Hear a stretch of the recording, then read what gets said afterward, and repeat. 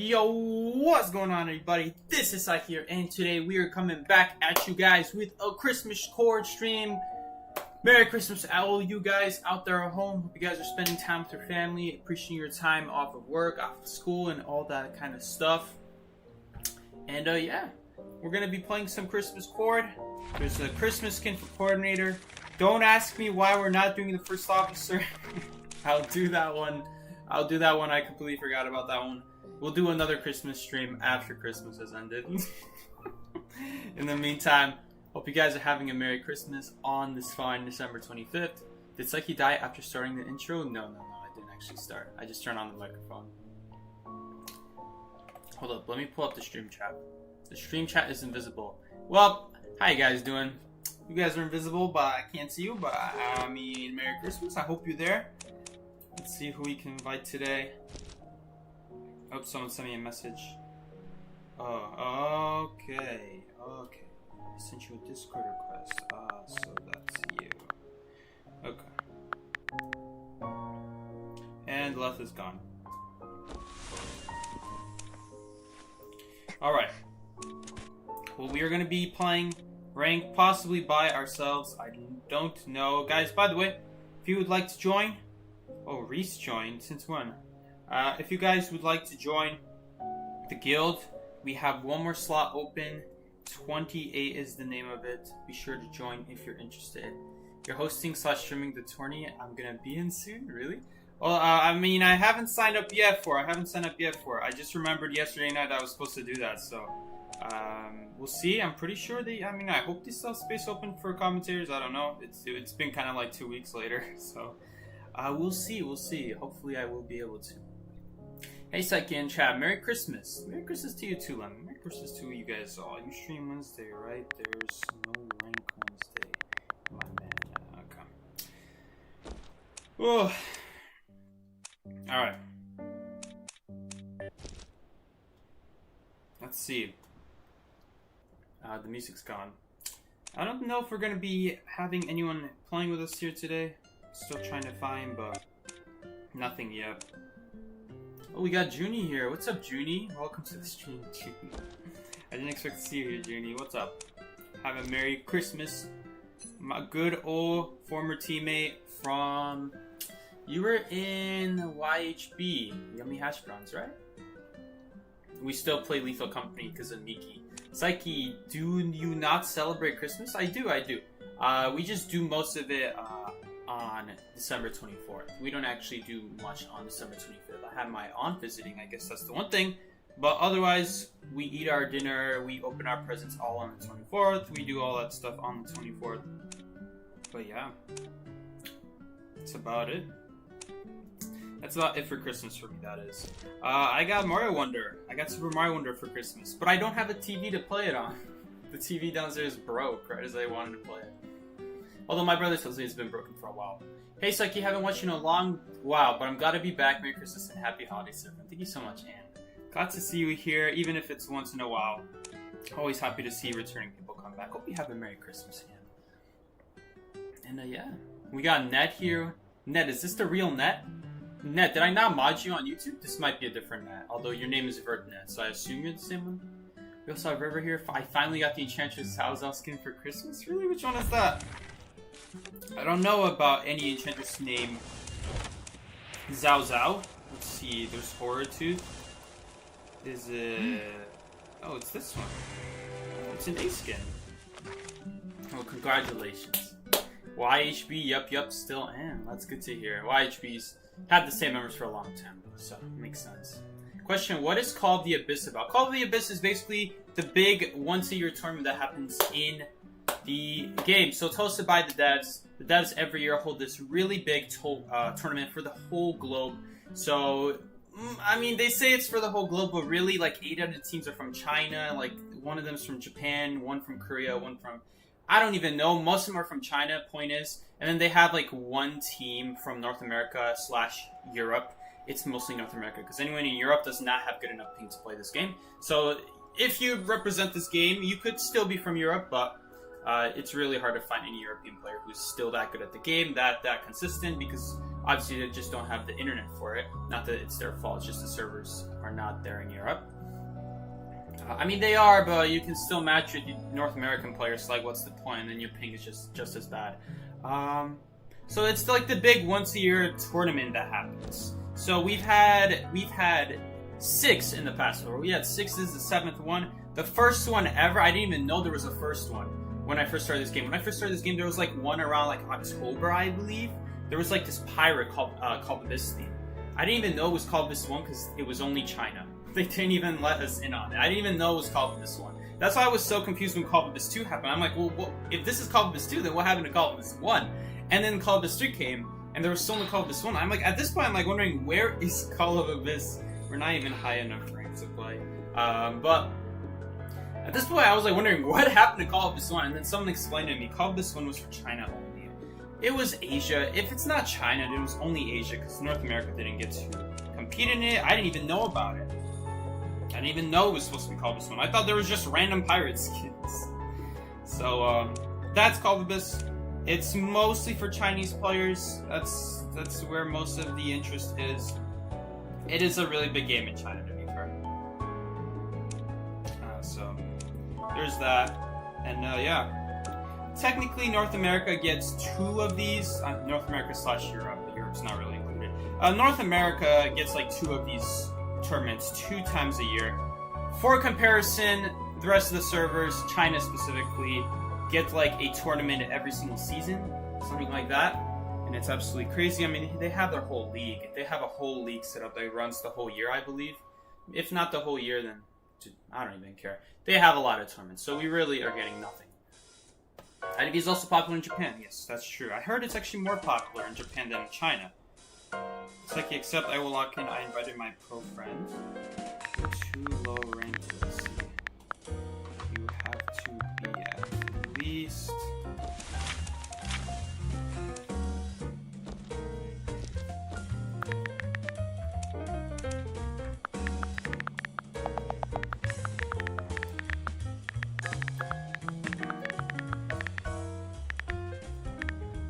Alright, I think we're gonna start, because I got no one.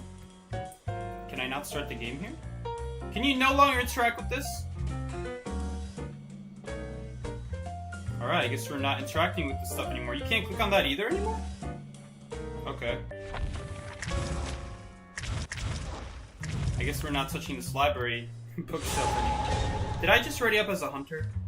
I just readied up as a hunter. Oops. We'll play the Christmas Gamekeeper to make up for this. Do you have room interactions off? Oh, so that was what that extra button was for. Ah, I accidentally pressed the button.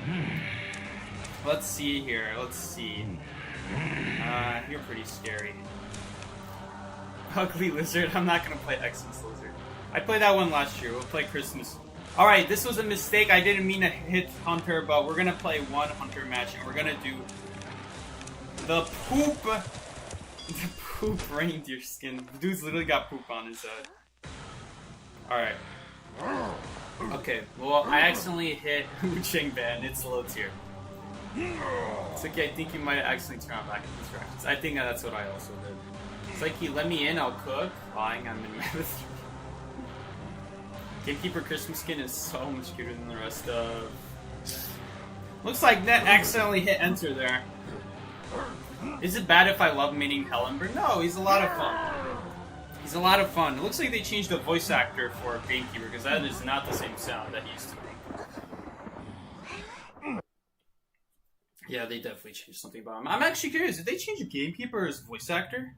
They were supposed to change Rippers after they found out the voice actor slept with another woman when he was married. Which is crazy to think that they would actually go to such lengths. They would never do that in America. That's like normal here in America. Okay, that's not funny, Seki, but you get what I'm saying. Okay, well apparently that's not in line with the thing.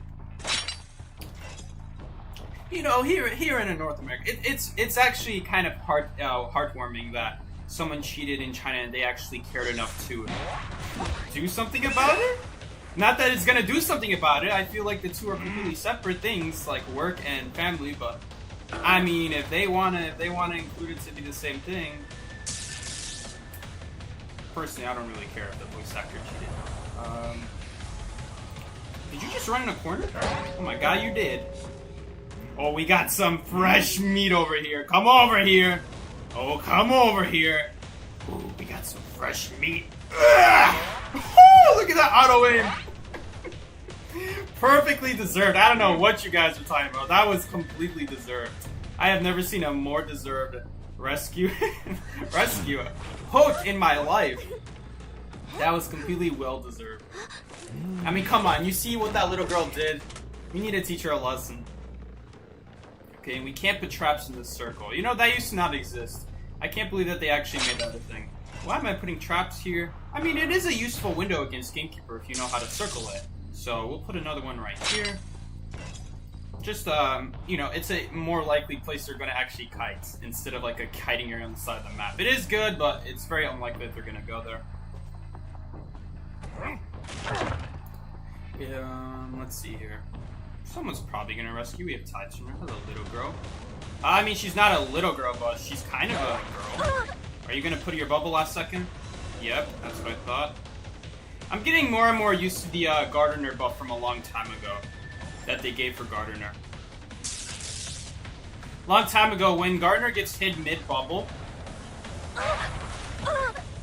it actually saves the progress. Did Little Girl just teleport here again? No, she didn't. It saves the progress for the next bubble that you try to make. So that's a little fun fact about Gardener there.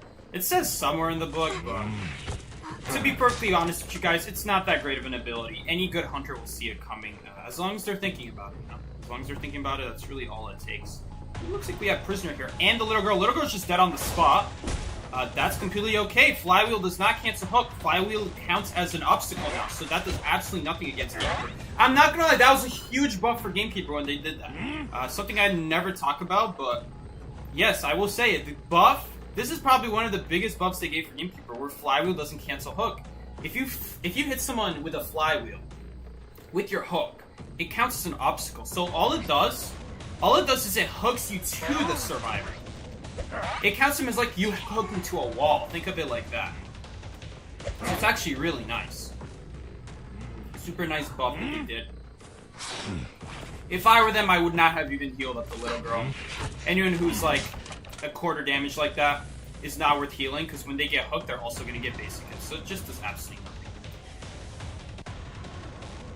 Oh my. Alright, she's going in a locker. I guess she's going to force us to pull her out. Jesus! Gamekeeper, easy! Do you really have to step on her while you pull her out of the locker? She's a little girl, come on. I mean, he is a hunter, to be fair. Bro is gonna be ruthless, can't blame him. Alright. My man, at least my man doesn't... What's the word? It starts with a D, I think? At least he doesn't discriminate. Yeah, that's the word. My man does not discriminate. All ages receive equal treatment. That's my man, Gamekeeper. Not a good thing at all, but whatever. He has got crows on him. Anyway, I don't even think that was the crow. He might have crows on him, but at the same time, he was visible to me because I hit him with my hook. So every time you hit someone with your hook, there's so many small things with Gamekeeper.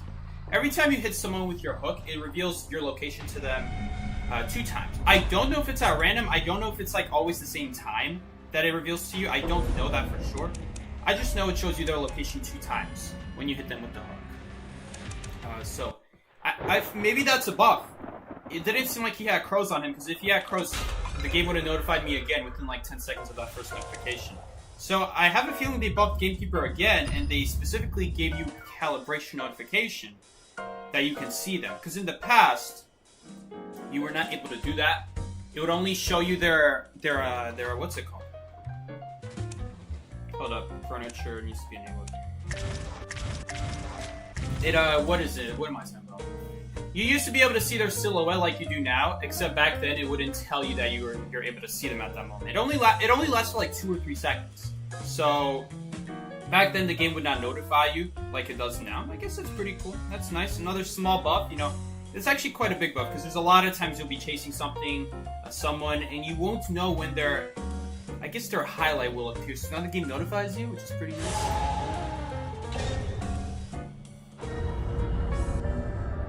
Bane spared a kid, but then that kid brought his poaching gang and beheaded his moose before stuffing his head. Oh yeah, that's a sad backstory. Rest in peace, Gamekeeper. I need a ranking game before the season ends. I don't want to go back in elk. I mean, come on. Being an elk is not that bad. You only get like 5-second kites. It's not that bad. It's not even that much difference in heights here. We also get heights here. 5-second kites. The difference is it's heights here. Because it's a higher rank. Hi, Merry Christmas to you too. Alright. We have Dancer, we have Gardener. It doesn't matter what they pick, because we're going Coordinator. Elk is like horrendous. It's not that bad. Come on, the Hunters are Unga Bunga. Music, I don't know if I said hi to you yet, but what's up, Music? Welcome to the stream. They changed Gamekeeper's voice actor. I almost said geeks, like GKs. Alright, that's weird.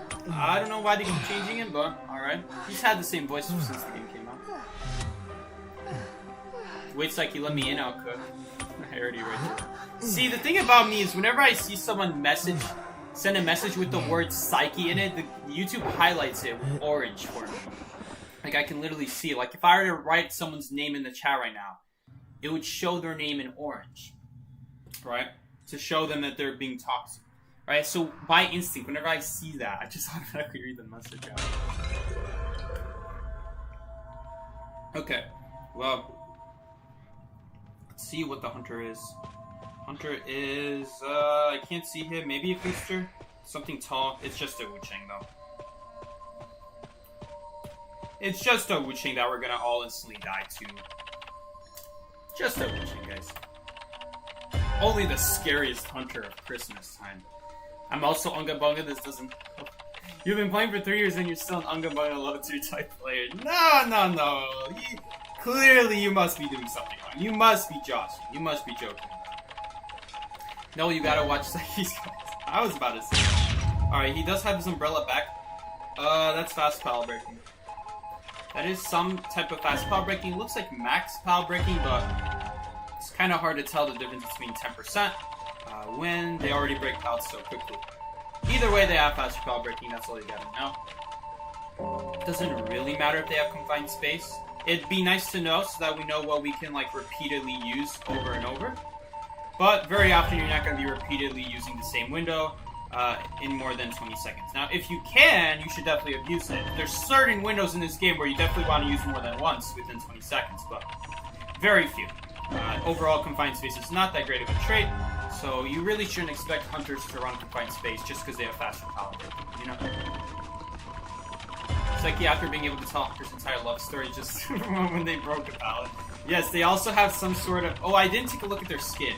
Alright, it's either the regular default skin or some B tier skin. Probably a default skin.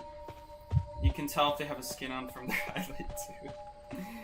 Bro, I'd be seeing Hunters with like S tier skins. I'm like, oh, yep, that's Evil Eye Host for Ripper right there. I recognize that one from anywhere. Or like for Feaster would be a better example. Like Feaster, I'll be seeing Feaster's skin. I'm like, oh yeah, I know exactly what Feaster's skin that is. That is such a horrible waste of your boxes, by the way. We're gonna talk about that while we do this rescue. Well, after we do this rescue. It is default skin. What do you know? Is he gonna bail me? I don't really want to rescue her without taking a hit here. I kind of want to give her a chance to rebound, preferably. And if he doesn't hit me, well then that's okay. She'll still rebound, and the difference is I can still rescue now. Kind of rebound. It's going to be kind of hard to rebound as Gardener, or Dancer, sorry. That being said, both of them would be hard to rebound. But Dancer especially, because now that you use your boxes, especially if boxes are in particular an item you need to have set up ahead of time. Alright, real quick, I gotta talk about that. The blue box, if you are an aspiring Dancer player or want to play Dancer, not full presence yet. I wasn't really paying attention, so it's good to know. But he will be presence after this hit, because he took... I don't remember if he hit the bubble, but he did hit Dancer once, Dancer twice. He does have full presence, okay. And he did hit the Gardener one time before. And that's the 4th hit, so the 5th hit either was a Terror Shock, or he hit the bubble and it counted for presence. So, one of those two things. I'm definitely going to need some help on this rescue here, because I just don't have anything for what's it called? For Soul Siphon. But thankfully, he didn't see me sneaking up on chairs, so we're going to be able to get over here. No problem without him Soul Siphoning me. Don't Soul Siphon me. That's what I thought. I don't want to rescue too early. Oh, the Cypher's ready. We'll rescue now. No. That's okay. We're not going to get hit by the bell. Just hit. Perfect. Honestly, it's probably a good thing that we didn't rescue him while he was teleporting there, because it would mean the female dancer would immediately get hit by a bell on the rescue. And she'd immediately get knocked down without having like much chance to run to hospital. Look at this. Now she had a chance to get closer to hospital. That was a really bad pallet drop, because she could have actually ran to hospital if she didn't do that. She just wasted her boost. Makes Blink better as a result. I don't know if we're going to be able to make it now. Composer's extra slow because he's walking through the mud. And the gate's not really open. He doesn't have a trait swap because he just uses Blink. Question is he going to be able to reach us in time? Now, he'll be able to get the umbrella off, but is it going to be on top of us? Okay, no, we actually got it open in time. It is going to be on top of us. Not quite. Never mind. I guess he wasn't walking towards the gate. He must have been walking towards the other gate, I guess, while it's setting up his umbrella. Because if he was walking towards our gate while setting up the umbrella, he definitely would be on top of us. Well, at least we didn't lose. So that's nice. That was definitely really bad by me. Should have dropped that pallet sooner while he was so sad. So, do you now remember the one rank match where we had a failed patient hook and I got Turf Sacrifice? No, I don't. I do now remember that. Just be grateful I don't remember that. Let's just remember that. I think that's the only thing worth remembering. To be happy I don't. Wu-Chang, you think his name is the Bells? Yes, that hunter, his name is Wu-Chang, and that is specifically the black form of Wu-Chang.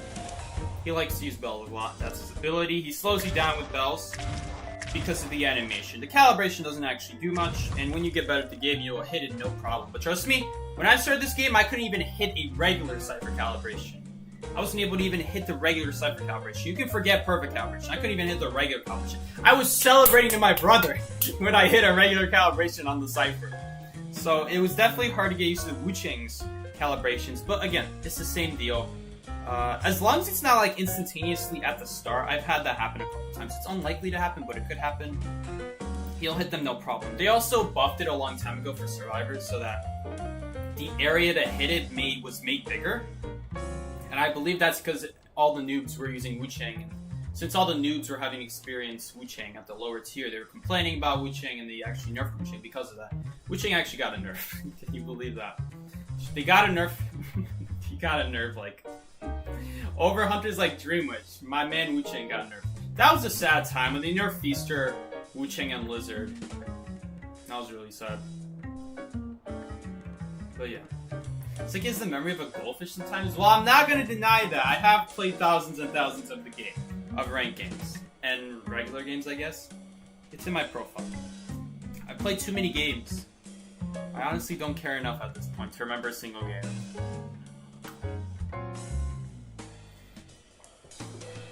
The only games I really remember were like super important ones. That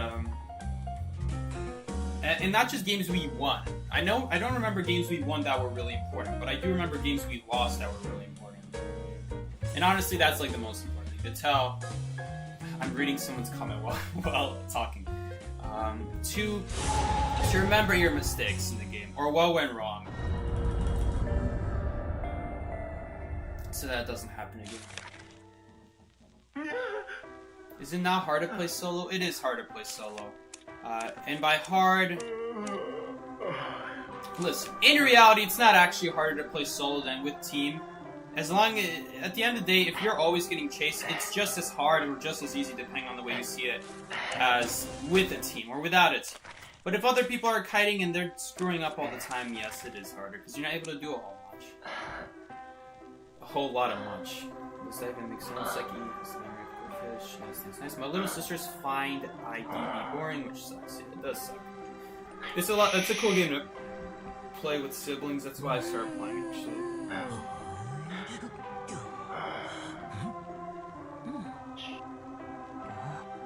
You know the hunter that can teleport behind the gate just as it opens? Just scare me and my team once we game. Yeah, that was not a. That was just coincidence. They don't actually know when you open the gate. I guess they could see your shadow near the gate. But they don't know how much the gate progress is.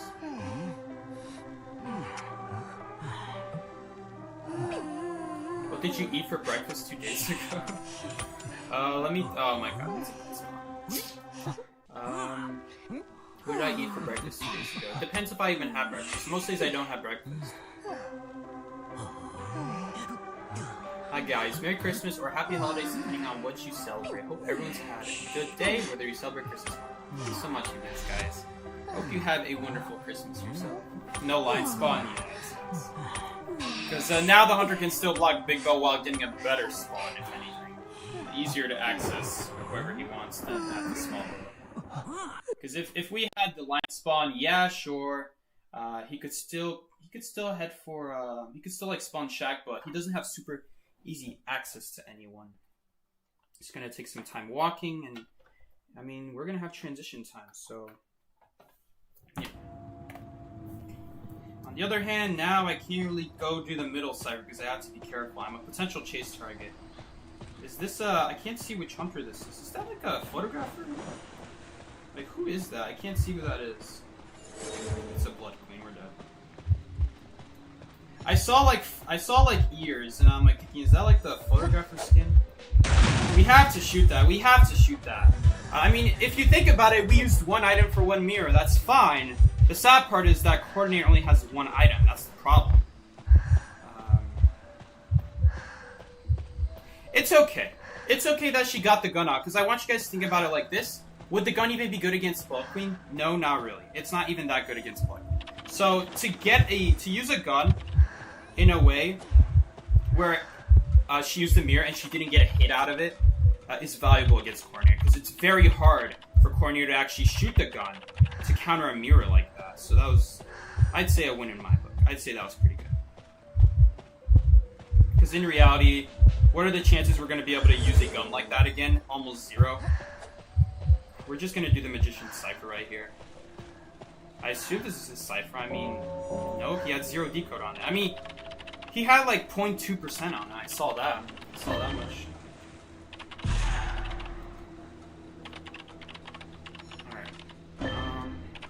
Problem is, he kind of did a back hike. He kind of did a pretty back hike. Because you're not supposed to go down that fast in position. Now, if she had excitement, that would be even better for us, because that just means that excitement is completely useless. I swear, man, why does my hair turn into like a loaf of bread? Okay, thankfully she didn't hit me. If that was like Spencer or something, we'd be getting hit.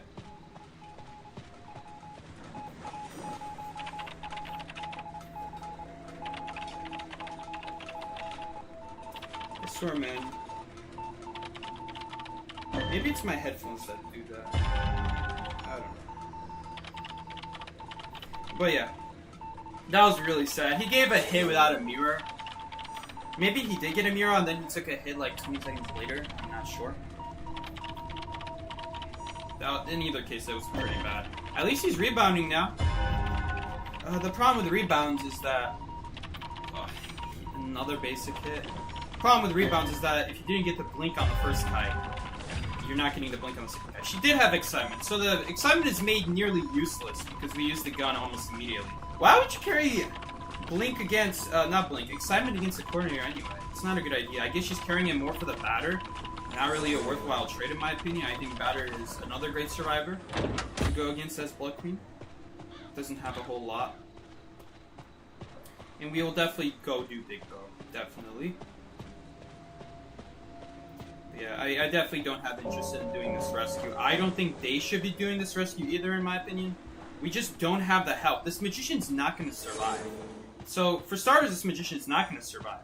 And I'm just saying that based off this prior kite that I just don't have trust in him at this point. And we're at the point of the game where it's like, okay, if he failed the first kite with a basic hit, if he failed the second kite with a basic hit, there's no reason we should rescue him. Because to rescue him, we need to remove our health. We need to lose, someone needs to lose health to rescue him. So is it worth using half our health to rescue someone who's just going to die immediately to a mirror? No, it's not. It's not. Maybe he still has some illusions left. But based off the way this person's played, it's unlikely for him to survive here. So he's just going to die immediately. And then that's going to leave the rest of our teammates very easy targets to die to a single mirror. They're also not that great against Vulcan. I guess Cheerleader's okay. But you have to remember, if she only uses like one Cheerleader pom-pom, it's not going to be that hard for Blood Queen to catch up to her. At least I don't think so. She's going to have to probably use 2 in most situations. But yeah, you guys, that might cost us a lot of time. Actually, that might actually matter a lot. But as you guys can see here, thankfully she missed the mirror on Cheerleader. But as you guys can see here, because we don't have the health, it means our teammates are very easily dead to this Blood Queen. Now, I'm not going to lie, she missed her blood mirror on the batter, or the batter just counter-rated well. And then he took a basic hit, so not a whole lot we can do there. Here's the batter ball. All of our survivors at this stage of the game, we just don't have any good counter to the like a Blood Queen mirror. Besides like not getting found. I'm almost certain she saw me. Did she really not see me? Check if she didn't see me. But yeah, the only thing we have against Blood Queen is our health. And our teammates, like, doing 1 rescue is fine, but doing a 2nd rescue, not so fine. Because at that point, we have 2/3 of our team that's dead to him. So that's okay. The Tide Turner will buy time for our rescue to happen. Okay, it looks like there is not going to be a rescue happening because she's going after me. Which actually might be a good move from her. This is going to be a good move from her. Because we don't have any way to survive a mirror. But we're pretty screwed here nonetheless. The best we can do is not die by basement, I suppose. And die in like a corner somewhere. But like, it's not exactly a whole lot we can do here. Hopefully Batter can just pick himself up and come rescue me. That's going to be what's going to need to happen here. While Cheerleader goes to Prime the Cypher. We have plenty of chair time, so that's not going to be the issue. Or she could just pop right away because this Batter has no borrow time. That's nice. Alright, so there you guys have it. Why you don't run. Why you don't run anything that's not borrow time. You need to have borrow time on your ability. You just force yourself into a position where your team has a lot less options now. And now if she really wants to, she could just keep mirroring on the gates and they're not going to get it open before I die. They might actually get it open because but now Cheerleader's screwed. So she knows where Batter is because the mirror outlined his position, and now she sees where Cheerleader is. So we are going to lose this game here because we just don't have enough options. There's just not enough people who can stop her. She's going to try to make this rescue, but again, the slowdown is just going to be a big loss for Cheerleader.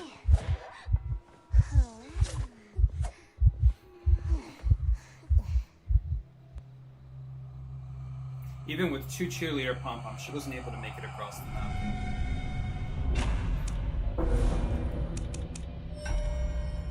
Who knows? Maybe she only had 1. In either case, that was actually a great start for us. That at that point, that almost guaranteed it a tie at that point because she missed that first mirror on a coordinator. And the fact that I also used the gun before that excitement ever got value almost guaranteed a tie at that point because she doesn't have any blink to catch up to make up for that lost time on the missed mirror. She's just gonna have to mirror someone twice. Or she could just get lucky and hit some moron who's not using pallets and just get a free hit on Magician. Which is exactly what happened, so. Not much you could do there. Oh well. What are you gonna do? Some moron. Facts, guys. It was just some moron. There's a question mark here now. Maybe there was always a question mark here. Is this still on? It is still on. Imagine a team full of cheerleaders. While it might be annoying, I can't really see that team getting a 3-person escape against one of the best hunters. Though I think running away is a great option. I don't think running away is a option to get you a 3-second kite. I've always been a little bit sketchy about kiting as Cheerleader. It seems like too good to be true. That's kind of the best way to describe Cheerleader. It seems like too good to be true. Cheerleader can run away for 8 seconds at insane speeds. Seems too good to be true, right? But then that slowdown. Even if you cancel the first slowdown with the second speed up, you're still gonna get slowed down again. Now, for starters, any hunter like Geisha automatically makes that speed up. Naiad, same thing. you're gonna have to wait for them to return the harpoon. So I guess it's not that bad. But again, you're gonna have to hope you finish the speed up in an optimal place. Because if you end up being slow to counter someone's ability in a place where you still won't be able to counter them, then was it really a counter? No, not really. That's the thing about Cheerleader.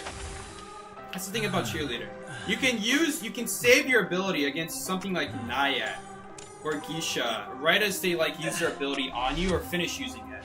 Like let's say against Nayat, they're harpooning to you, they're trying to circle you, you run away out of the circle, they gain their harpoon back to try to base hit you, and you use your Cheerleader pom-poms.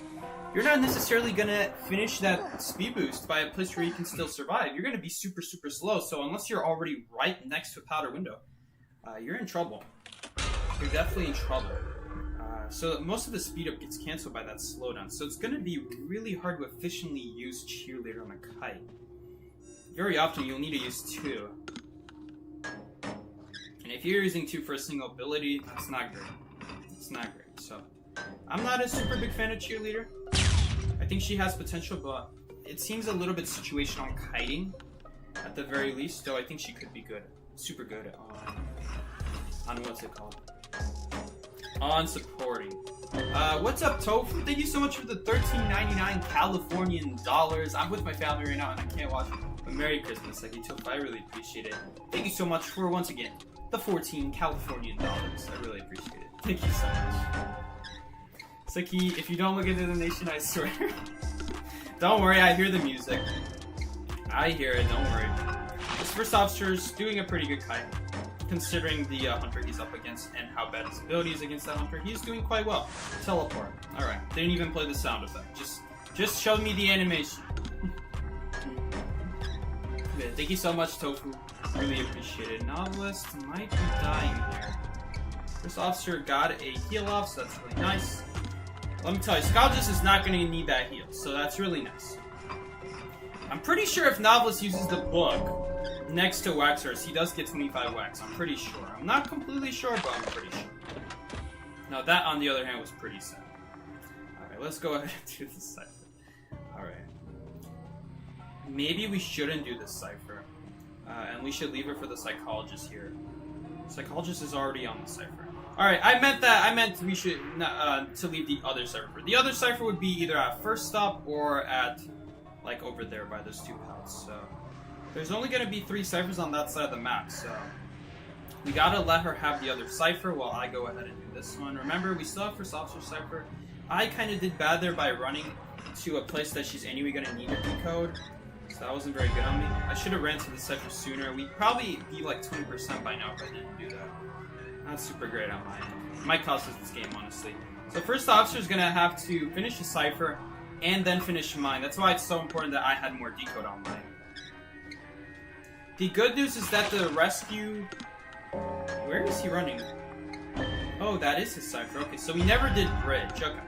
Alright, fair enough. Because I guess he got chased off a bridge. Okay, psychologist is not doing bridge. Why? Why would you do bridge? Decode another cipher machine? We're never getting that cipher done now. I think we will still go for the rescue. Even though he has 1, 2, 3, 4, 5 full presents. Not great. Honestly. Not great. And it's not going to be hard for him to dodge the dodge the gun either. We're going to retreat because we're not going to make the rescue. We can't get hit even one time. If we get hit even one time, I get waxed here. So I have to try not to get waxed here. Man, this cipher is gonna cause some problems because he can hide behind it. He can't hide anywhere here though, so he just switched to excitement. I don't think that was a very good play. He doesn't even have full presence wax. I guess he's waiting for it. Alright, fair enough. He's waiting for it.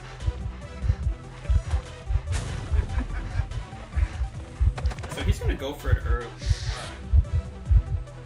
He does have us cornered here, unfortunately, but at least we will still be able to stall out a long time here. So not the end of the world. We will be able to stall a long kite here. Even with all the options stacked up against us, we are still doing a fine kite here, so don't need to worry that much here. If we can get behind this wall here, we'll be in good shape. Okay, we're actually in quite decent shape now because of that. Because he messed it up.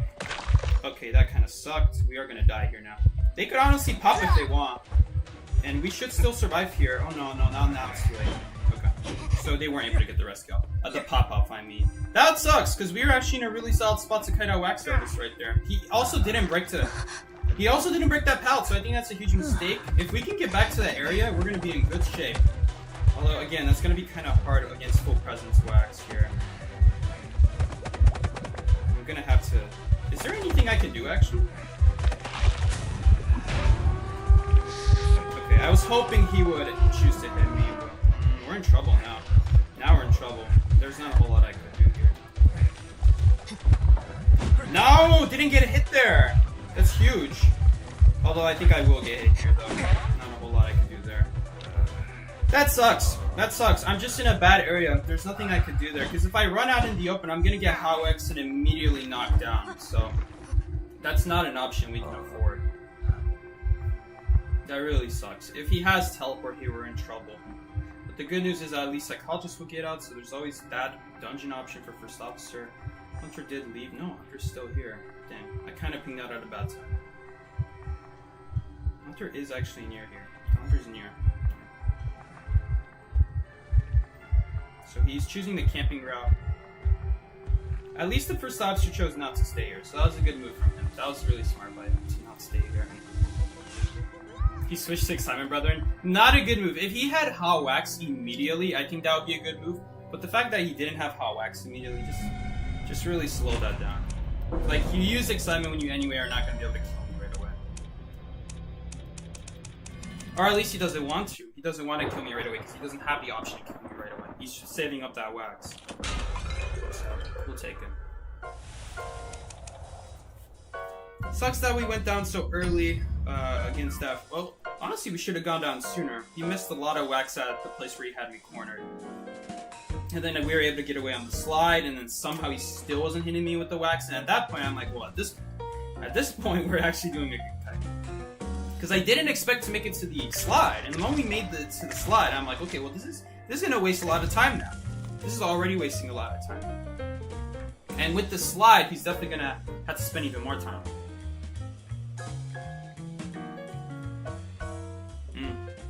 In fact, we didn't even need to kite that long, technically. Psychologist had the cipher done the moment I died. So we could have gone down sooner than we probably did.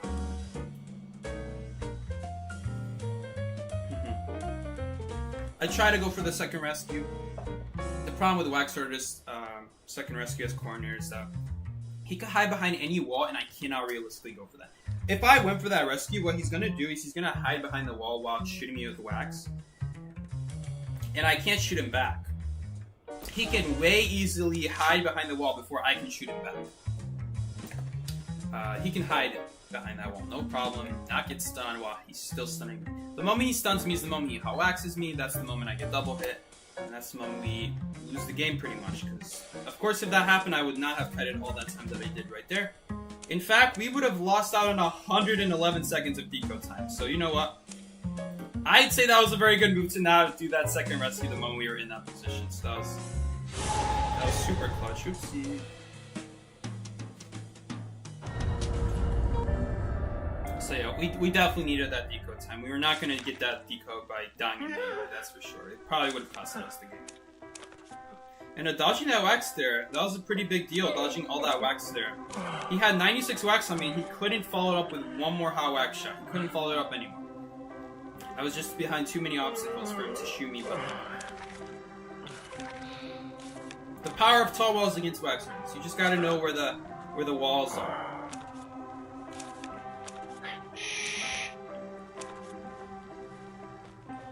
Alright. I don't know what I'm waiting for here. We have to go for here. Merry Christmas. What's up, Garfield? Merry Christmas to you too. It's like, how jolly are you feeling? Not very. Not very. Playing coordinator always scares me a little bit. Not because I'm worried about hitting a wall. It's, well, a little bit. But it's more so because I play the character so much that I really don't have an excuse to mess up. Like, if I mess up with Coordinator, how could I do that? How could I mess up with a character I played for a year straight? I played nothing but Coordinator the first year this game came out. Coordinator was the best rescuer to be fair, so of course I'm going to play the best rescuer. But I played it for a year straight, every single day, at least 5 to 10 matches a day, if not all of them. If not all of them. Usually all of them. Is what I did with the Coordinator. I always played the Coordinator every single day for a whole year straight. Except Wednesday. I didn't play Wednesdays. Because Wednesday there was no rank. Psyche, do you have any female dancer tips? I'm a dancer from the Wu Chang match. Oh yeah, I forgot to talk about that.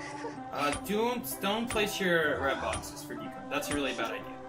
Never, never, ever, ever place your red boxes for decode. It's not worth it.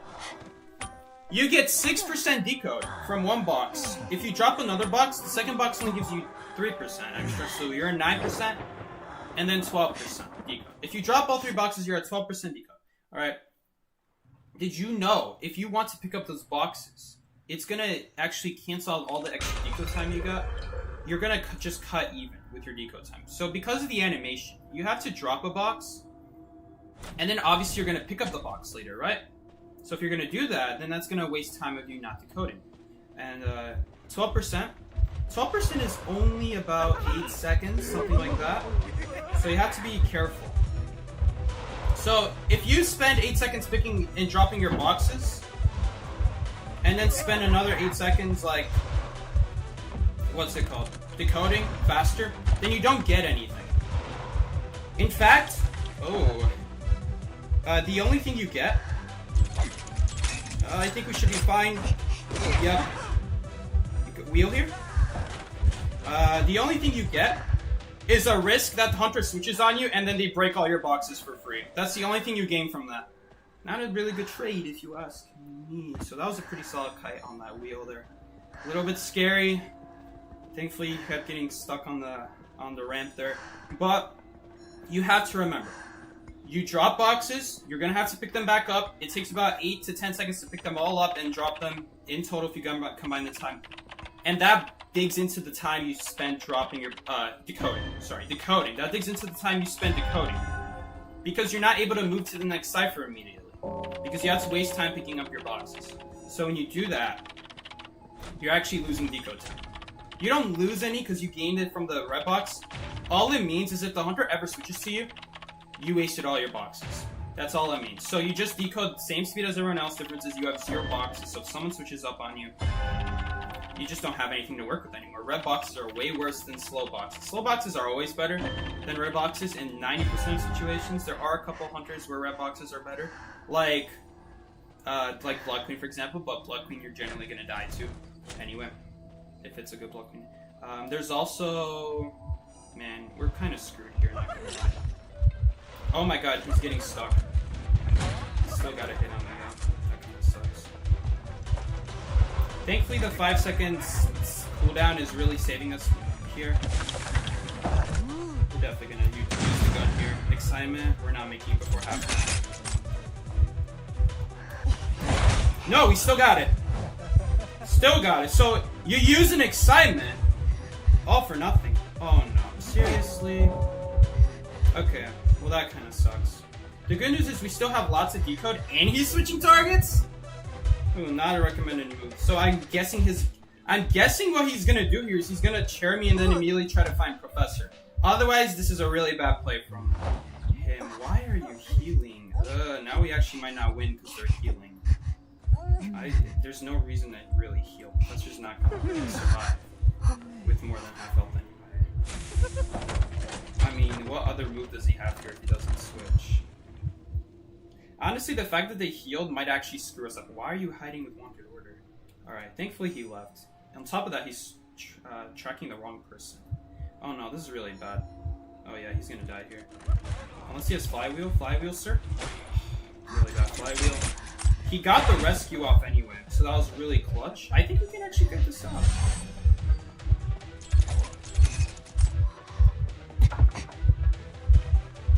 I think we can kite this out. I don't think... Yep, he's gonna have to go in wheel if he wants to kill me. No, he chooses to not even go after me. So I'm not even gonna go after that lawyer. We just need to...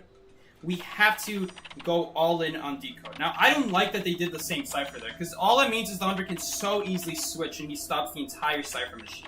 So again, not super great. We're definitely going to heal up the lawyer though, if once he's done with his healing. And we're not going to waste time healing here either. We're going to let the professor do that. We should have the cipher dealt with, although it's going to be close, because again, they... Okay, no, he's not picking up. So he has to go after Professor. He could go after me, but if he goes after me, then Professor is going to pop that cipher. So he is going to go after Professor here.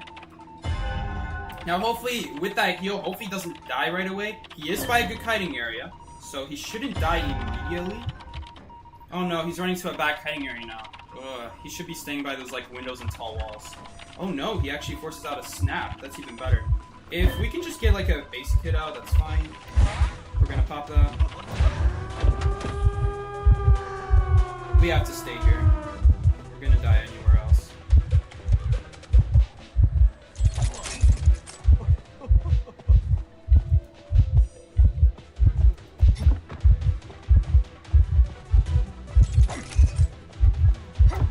I don't know for sure if you can throw over the tall walls here, but he's definitely trying. He's trying to, that's for sure. We won't make this vault here.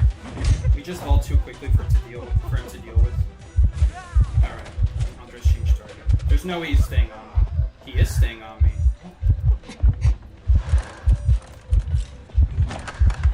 We actually dodged that by some miracle, but now we're probably gonna die here. Man, you guys can see the power of these windows. The power of these windows, when you know what windows to use in what order, when he's going around and when, it can be so powerful, it can force so many Hunter abilities from Hunter. Now we're in a little bit of trouble because he blocked off that window from earlier. But, let's see here, maybe we can fake him out again. I feel like he could have swung there sooner and killed me. Oh, that doesn't do anything, we just use this one now. Now it does mean that he can catch up to us. Now we're gonna die here. That's alright. I thought he missed there for a second. Alright. We'll take that. Ooh, he surrendered. He gave me the point. Alright. Any Enchantress tips? Yeah, don't play Enchantress. Not a good character. Psyche, do you have any female dancer tips? Oh, I'm sorry, I already read that. Yeah, just don't drop fast boxes, because you don't actually gain decode, because you have to remember you're gonna pick up those boxes again later. Save it for a slow box. Set up your kiting area. Put one slow box. One slow box makes all the difference against something. But yeah. You play Mortar instead of Expo now? I didn't think you could fall further. Well, listen, they nerfed Expo 2 years ago. Expo basically kills itself now. Ever since they nerfed that lifetime nerf, Expo just kills itself now. You fireball log it, it dies in literally 5 seconds after that. So, what better way than to pick up Mortar, which for some reason has almost as much health than Expo, but 2 elixir less. Don't ask me. Alright. Okay, I should probably explain the Enchantress thing. Why should you not play Enchantress? Because, for starters, it's kind of a like, trainer wheel sort of character. You need to understand how to play this game without that stun. If you rely on that stun, for starters, you won't be able to play anything that's not Enchantress when you're trying to transition. You're going to have such a hard time transitioning that you're not going to be able to get used to it. And while training wheels can be good, it should not be the only character you're playing, because Enchantress is not even a good character in the first place. The reason she's not a good character is because the hardest part in this game is not transitioning. The hardest part in this game is avoiding Hunter abilities. And the problem with Enchantress is that her abilities are meant for helping transition, not for avoiding Hunter abilities. So you're training for something that's not even the hardest part in the game. That's like putting training wheels on... I don't know. Maybe you put only one training wheel on your bike. Let's say you have one training wheel on your bike. You have a training wheel on the left side, but not on the right side. What's the point of the training wheel then when you didn't solve the hardest part of riding a bike, which is being able to ride without the training wheels at all? So you have a training wheel that's not even helping you in the first place, but only helps you in an aspect. So in case you're leaning too far to the left, you're not going to fall over, but you're still going to fall over if you fall on the right side. The difference here is that in Identity 5, it's even harder to solve the right side, because in this game, when you try to kite without getting a Hunter's abilities out with your own ability, it doesn't often lead to good results. Unless you are such a good kiter that you know exactly every single option that the hunter can do, you have a plan for it. And then you can kite without abilities. In even one of the less good kiting areas. But until that happens, you need to train yourself for when hunter has abilities, you have a counter for it. Because right now with Enchantress, you're training for something that you should know how to do without. And although I understand it is hard at the beginning, it is going to be hard at the beginning. I failed lots of times transitioning and I died halfway. I'm like, okay. But the thing it teaches you is now it's touch. Now you can't transition there unless you have some sort of backup. Unless the hunter's further away, unless you have an ability to keep up with it. And Enchantress kind of teaches the wrong lesson. Because Enchantress is like, oh, but I can use Enchantress stun to get there, right? You spent a stun to get there, and now what are you going to do once you get there? The hunter's still right next to you. They're going to use an ability that says the chances of you dodging it, it's going to be very low. So, assuming it's a super good hunter. Obviously, if it's like a less good hunter, you will see me dodging the ability. Like that wheel thing. That wheel was dropping traps at the window, thinking that there's nothing else I can do. Now, maybe that doesn't make the wheel a bad hunter. Maybe that just means the hunter didn't know there was another option. So now in the future, that wheel is not going to be dropping traps on windows anymore. He's going to be like, well, if I drop it here, he's going to just use this. So next time, that wheel is going to be dropping traps directly on me instead of like ahead of time. That's what I'm expecting at least. So if it's a hunter who doesn't know how to use their ability well, or doesn't know what you can do with your area, you will do great. But you can't bet on that. You can't bet on that. You should only bet on that if you really have no other option. And honestly, the area we were in against wheel is not even that bad. That's gonna waste a lot of time. Windows, tall walls, that's gonna waste a lot of time for the wheel. It's gonna make his life difficult. Either way, it was difficult for him. What he was doing there was just making his life even more difficult. By dropping traps ahead of time. And then I know how to counterplay. Because I've been there. I've been in that situation thousands of times, and I know how to deal with it without Enchantress skills, without abilities. I train myself without having to use those abilities, and so that's why I think it's so important that if you're on the Enchantress grind right now, let it go, because for starters, you're still going to be dying if a hunter knows how to use their ability. And on top of that, you're kind of pampering yourself, I guess would be the best way to say it, on the transitioning part of it, which you should be able to do without. Even little bits of transition. Even like from a window to window that's right next to each other. You saw what I was doing that kite. One wrong direction, and I died there. I would still count that as knowing how to transition. Even if it's a tiny distance, knowing how to move from window to window, from pal to pal without taking a hit, is such an important skill in this game that Enchantress just doesn't teach you as well. Because Enchantress instead teaches you to rely on her ability. Now there are a couple of hunters where Enchantress is still good against. Like Bonbon, I suppose. Since he is a hunter that requires getting up close, and Enchantress kind of stuns him and makes him get slower. But again, same problem with Enchantress. Even with Bonbon, one of Enchantress's best hunters to go against. Same problem. You're only able to use your ability when the hunter's right next to you. And that hunter actually benefits off of being next to you. So, it's not great. It's not great. Bonbon's definitely one of the hunters where yeah, getting these stacks is cool, and yeah, it's probably your best hunter to go against. But you need to remember, it would be way better to pick like Patient and never allow him to even get the chance of hitting you with a ball. So, if I were you, I would definitely try to pick something else. I don't even know what the hunter is because the person went down so fast. That is some short hunter. That's a short hunter. I can't even see what the hunter is. Probably, well, it's not Axe Boy. Maybe Dream Witch. A Dream Witch you didn't even have to leech, though. It's a Spider. Spider is pretty short. Well, I don't think we're gonna go for this rescue. I honestly don't think it's worth it. I don't think it would be hard to get the rescue off. I just don't think it's worth it. A gun, the Entomologist is still gonna go down. You have to remember the Entomologist also went down, like, basically instantly. So we have not a lot of decodes to make up for it. Had the Entomologist kited a little bit longer, I would consider it, but not in this situation. We have 0% on both ciphers, and she's more than halfway dead on check. So if I were us, I would say don't rescue, save your health for a second kite, and then we're going to get a safe tie that way. Because right now, we're not in a great situation. And honestly, Spider on Chinatown, not an easy kite either. If you don't have full health, kiting a Spider can be very difficult. You very often will just go down.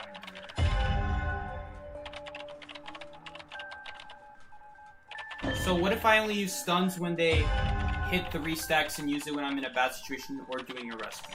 That is a better idea. The problem with that is to get 3 stacks, it requires you to do quite a long kite without using any ability. And if you've been seeing like the way this game goes for long enough, you'll know that kiting this game without using your ability when Hunter uses their ability is very difficult.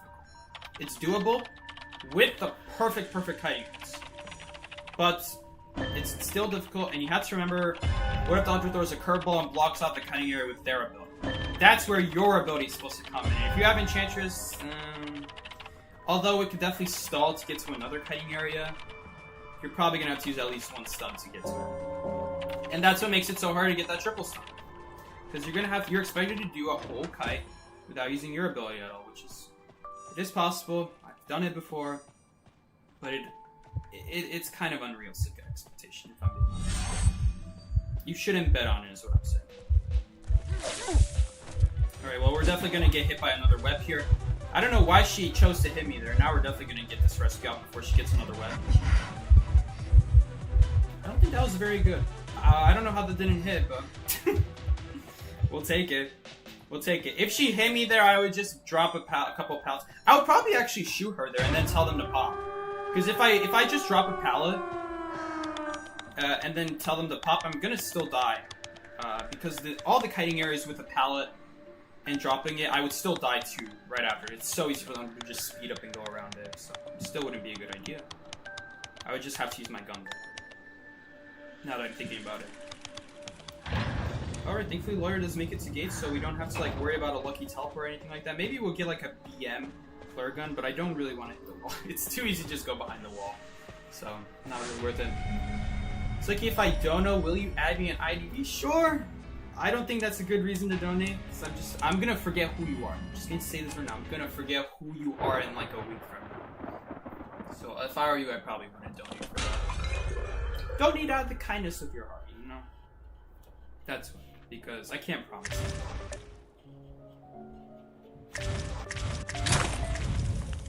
At least we're not losing, I guess. It's like, would you stream games like Lethal Company or Phasmophobia again? Definitely, you know? I haven't played Lethal Company in a while, I'm not gonna lie. Although I like to say that, and then Miki reminds you, it's like you played it literally yesterday. And in this case, I think I played it like 3 days ago, but... or 2 days ago, or something like that, but... honestly, right now, I'm not that interested in Lethal Company as much anymore.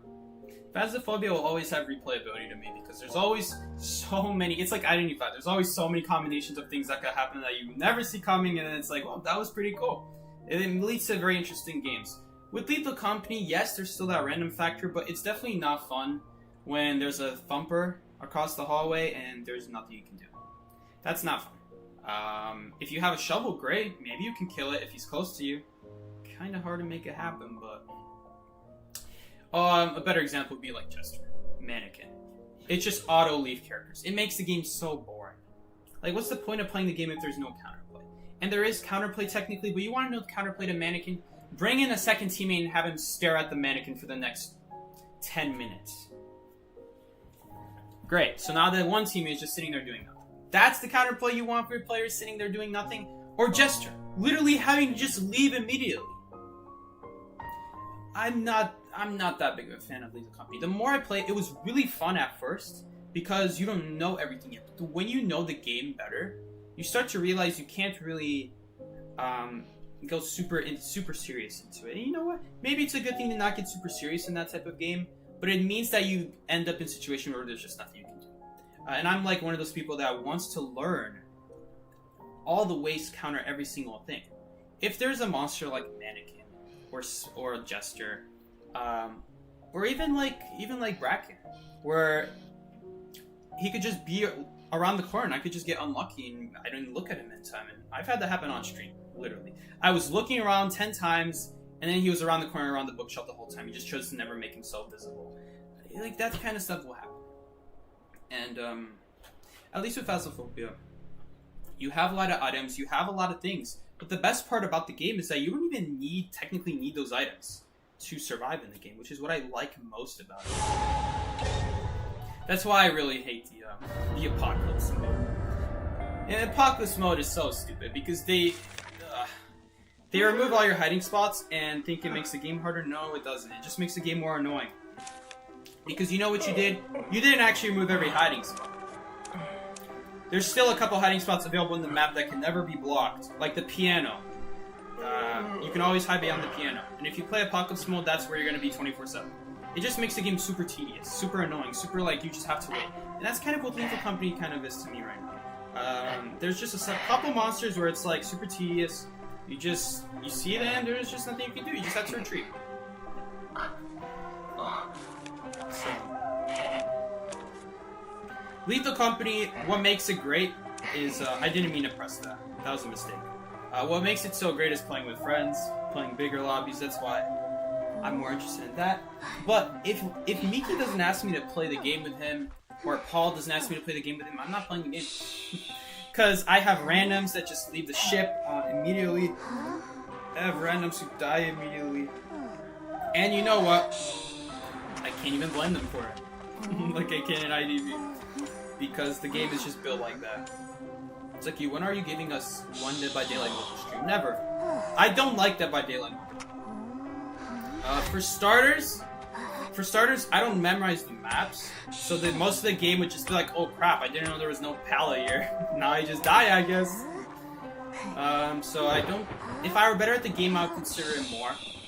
If I memorized the map. The other thing about Dead by Daylight is there's a really big grinding aspect. Like, to play the best thing in the game, the best things in the game, you have to grind and put all the traits into one character. I don't like that. I don't like that you have all the best stuff with no downsides. Like in Lethal Company. Imagine if you were able to carry a flashlight without having to use one of your inventory slots. That would be stupid. That would be absolutely stupid. There would be no reason to never not carry a flashlight. Even if you lose it, who cares? They're pretty cheap anyway. But there's actually a disadvantage to even carrying one in the first place. It makes you wonder, maybe I shouldn't carry one. That's what IDV is, to put it into terms. You play a character, that character has its weaknesses and strengths. You have to play around them and play to your strengths and away from your weaknesses. And it causes you to think. Dead by Daylight's issue is that you don't have weaknesses. You just have these traits that have an ability, and that's the end of the story. And they do things for you. And yeah, there's strategy on how to use them, but there's no downside to using that. Compared to Hunter, if anything, Hunter might have more downsides. Because if you don't pick the best Hunter in the game, well, obviously you don't have the best ability in the game. Because you can't just slap any Hunter ability onto the Hunter you want. No, you could slap any trait you want on the Hunter, but not the ability. So I don't understand why there's this disconnect between Hunters, what Hunter you pick mattering, and why picking your Survivor doesn't matter. I don't understand that. The other thing I don't understand is why there are only 4 items in the game. Why is one of them completely useless, aka the map? Absolutely hate the map. Why is it even 4? At least make it useful. If you're only going to have 4 items in the game, make the map useful. The game is just not diverse to me. If you really wanted to, you could have all 4 survivors have the 4 best traits. If they're solo, or if they're working as a team, maybe have a couple teammates who would be better suited with this. And like spread your resources out instead of all of you guys having the same thing, but same thing. The same thing. You're just spamming all the best traits into a different person. So that's why I don't like Dead by Daylight. Let me talk a little bit more about specifically Dead by Daylight Mobile now, because I've been talking about the base game this whole time. I haven't even mentioned Dead by Daylight Mobile. There's only one reason I wouldn't stream Dead by Daylight Mobile. And it's the same reasons as before, except this one is added on, because it's specifically mobile. The game does not run well on mobile. IDV, they did a very good job running this game on mobile. And you don't realize it until you play Dead by Daylight. Here's the thing. I always took for granted, Identity 5, how well it runs. To me, it's like a no-brainer. Oh, of course the game should run well. Why wouldn't it run well? If you play games like Minecraft, you will understand that there's a limit to games. Like, if you... At first, when you're a kid, you're gonna be like, oh, max render distance. Obviously, max out my render distance. Why wouldn't I do that? Render distance is like how far you can see by them. Because as you guys know, if you play Minecraft, there's like a fog in the distance. That's like the limit before you can't see anymore. And that fog is not there for decoration. It's your render distance. It's as simple as that. It's just your render distance, how far you can see. If you max it out, your game's gonna lag out, and it's not gonna be. At a certain point, it's not playable. So, same exact deal with Dead by Daylight. You do add the exact same dollars to Dead by Daylight, except there's no option to reduce render distance, which is horrible. Why is there no option to do that? Let's drop this and break the puppet so he can't switch. And now we might die, but honestly, it's okay. We probably have the Cypher primed here. You could pop. Oh no, it's not primed. Okay. That's kind of tough. Okay, well here's the thing. If I shoot the gun, he can also block it with his fire puppet. So I also can't really shoot the gun. So maybe I shouldn't have touched the puppet for so long. And just accept that he will avoid the pallet and that way I'll still live. Honestly, I thought I would still live even if I touched the pallet. Wait, why does he have faster pallet breaking?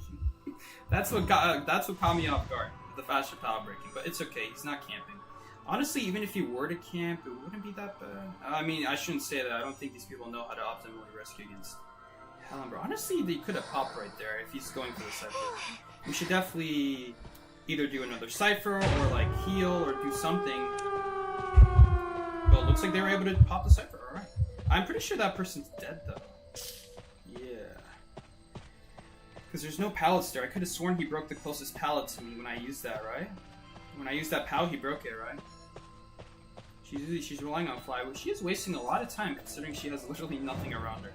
Alright, well now it all depends. Is there like a puppet somewhere else on the map, like a graveyard or somewhere? Let's stick together. Not really.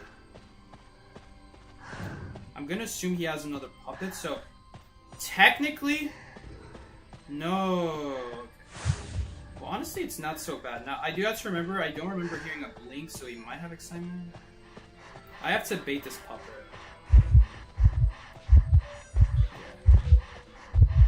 Priestess can always world portal back, I suppose.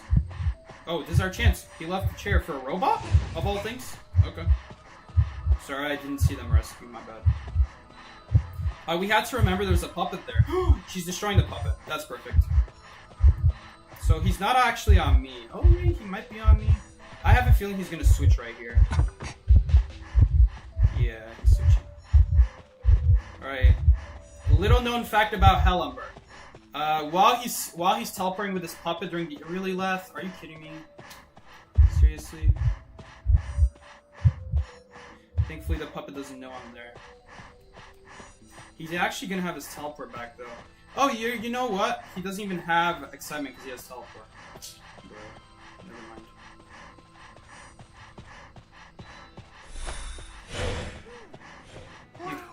I'm kind of dumb. I still don't want to use my gun there, even if he doesn't have excitement. I still wouldn't do that. I want to drag him away from the chair because we have someone else there, right? It's not all up to me, right? We have someone else. If he comes after me and I distract him, that's fine. Honestly, that'd be fine.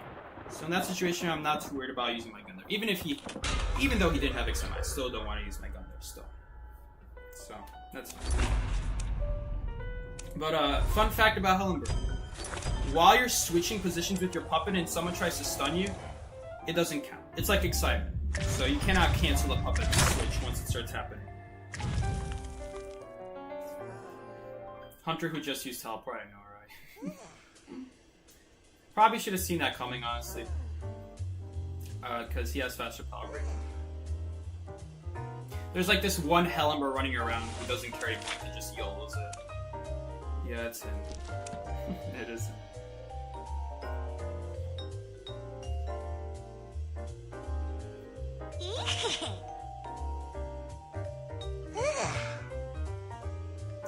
But yeah, that's the biggest thing, specifically mobile, keeping me away from mobile. I played the game, and when you're on the edge of the map and you turn your camera to face the middle of the map, it doesn't matter if you're... It doesn't even matter if there's like a wall in front of you stopping you from looking at the map. It still like drops a ton of frames on your game, and it makes kiting so difficult because I'm randomly kiting. I'm trying to like circle this window. I'll turn my camera to try to look at the hunter, and while I'm doing that, I'm crossing the middle of the map. My camera's crossing the middle of the map. I'm not crossing the map. I'm on the edge of the map. And the game just freezes for like a solid like half a second. And that kind of stuff just kills me. And even once your game gets used to like the middle of the map, when you try to turn your camera, it's still super like crunchy. It's not crunchy. It's like crummy, but it like doesn't run well. You'll turn it and it's like crunchy, I guess. Yeah, it's not fun. Definitely not fun. But yeah, the biggest reason why I don't play on mobile. If I played on PC, it wouldn't have that issue. I'll tell you right now how they can fix that issue. Same thing on IDV. Make it so that certain objects just don't load in from far. Because when there's objects that load in from far at infinite distance, that's what causes the game to break right there. That's why Identity V runs well. Because objects are not loading in from far. Sometimes it kills you, but here's the thing. Even by the time you'll be able to see the survivor, usually the object will load in by then. So the point of the game is it won't load in when it won't matter, is what I'm trying to say. If you're at factory, you could see shed, but stuff behind shed is not going to load in because you're too far away. Not that it even matters, because shed is in the way. So you see what I'm saying? Big buildings will always load in. And because the big essential things are loading in, like hills, in Dead by Daylight, hills would have to load in, the terrain would still have to load in, obviously, but they could like remove a couple trees, a couple boulders that don't need to exist from across the map. Maybe not boulders, because boulders could be essential for hiding behind. Even like the floating mist around the whole map.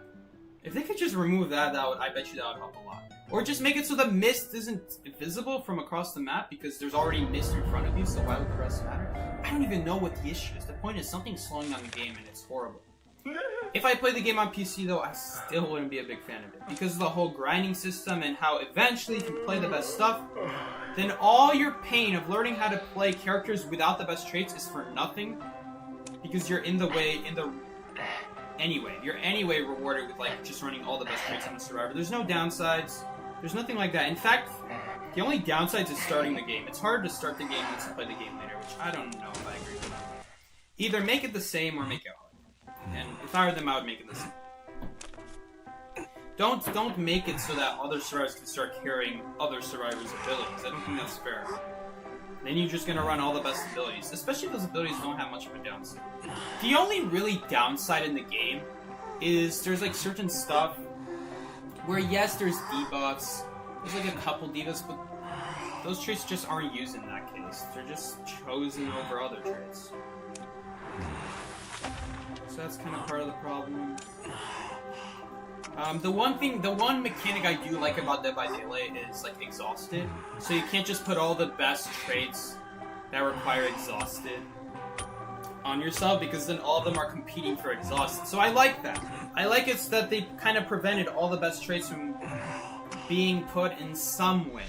In some ways, not in every way. There's still a lot of good traits you can use that don't have the exhausted debuff, and you could use with the other traits, which just feels dumb. So, I'll give him that. There is, like, the exhausted thing, how different traits all are connected to one debuff, and if you have that debuff, well, then you can't use the trait. Which, on the surface, kind of seems stupid, because, like, well, then, doesn't that mean the trait just has a cooldown of the exhausted timer? No. Because it means that if you have other traits that also you require exhausted to be gone, then it means you can only choose one of those traits, which I think is a great idea. I think that's a great game mechanic. Great game design right there. The rest of it, needs a lot of work. I don't like Dead by Daylight overall.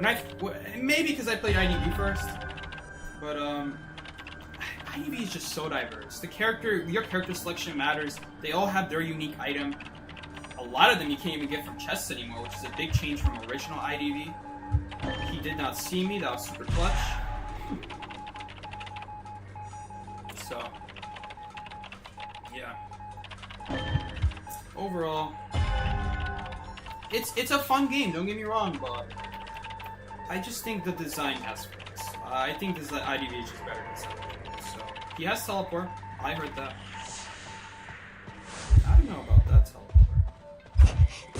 The pallet's gonna disappear when camera wall runs out. He's gonna break it anyway. Alright. Alright, we really prefer to use Windows against Photographer. And good ones, not this one. This one doesn't count.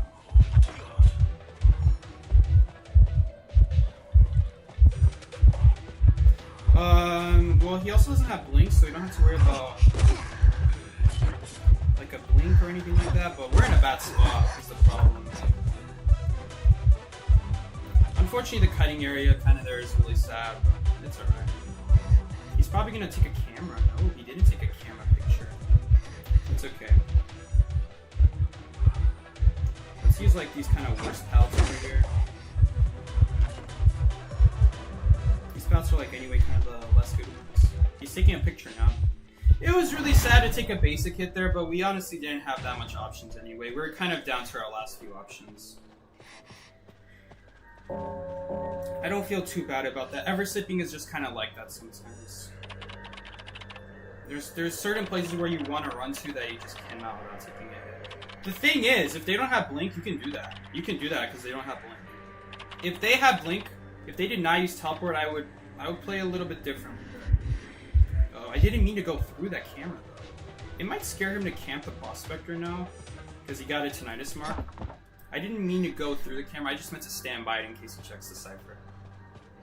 Because when he switches to check on the cipher, he's not going to be able to immediately go through the camera as well. That way he's going to be kind of confused, like, oh, I got a tinnitus mark, but it's instantly gone. Like, where did it go? So, that's kind of what I'm hoping for. Hopefully... Oh no, he also went down here. Oh, this is really bad. I'm so sorry, I didn't know he was gonna go down. I didn't know it was him. If I knew that was him, I would just run away from him. Alright, I'm guessing he's gonna heal me first. Actually, I think he might have used a self-heal, because he was the first one who got knocked down. Depends. We're just gonna let this person heal me up, though. Hopefully... he doesn't get picked up. Uh-oh. I think he got seen. No, I got seen. He did not get seen. Okay, now he got seen, but now it doesn't matter. Now he's gone. Oh no! Never mind. Dang it. Never mind. Did not count. It did not count as getting away. Fun fact, you cannot go behind this camera. Don't try that. You're gonna die. I don't know if I've ever died like that before, but I remember getting stuck on that. Same one on Church Graveyard. Just too close to the wall where you can't go behind it. Though that one at Church Graveyard is probably more deceiving. This one looks more obvious that you can't go behind it. At least I think it looks more obvious. I'm not sure. Honestly, it could fool anyone just as easy as the graveyard. We have to listen for teleport here, which could be pretty bad.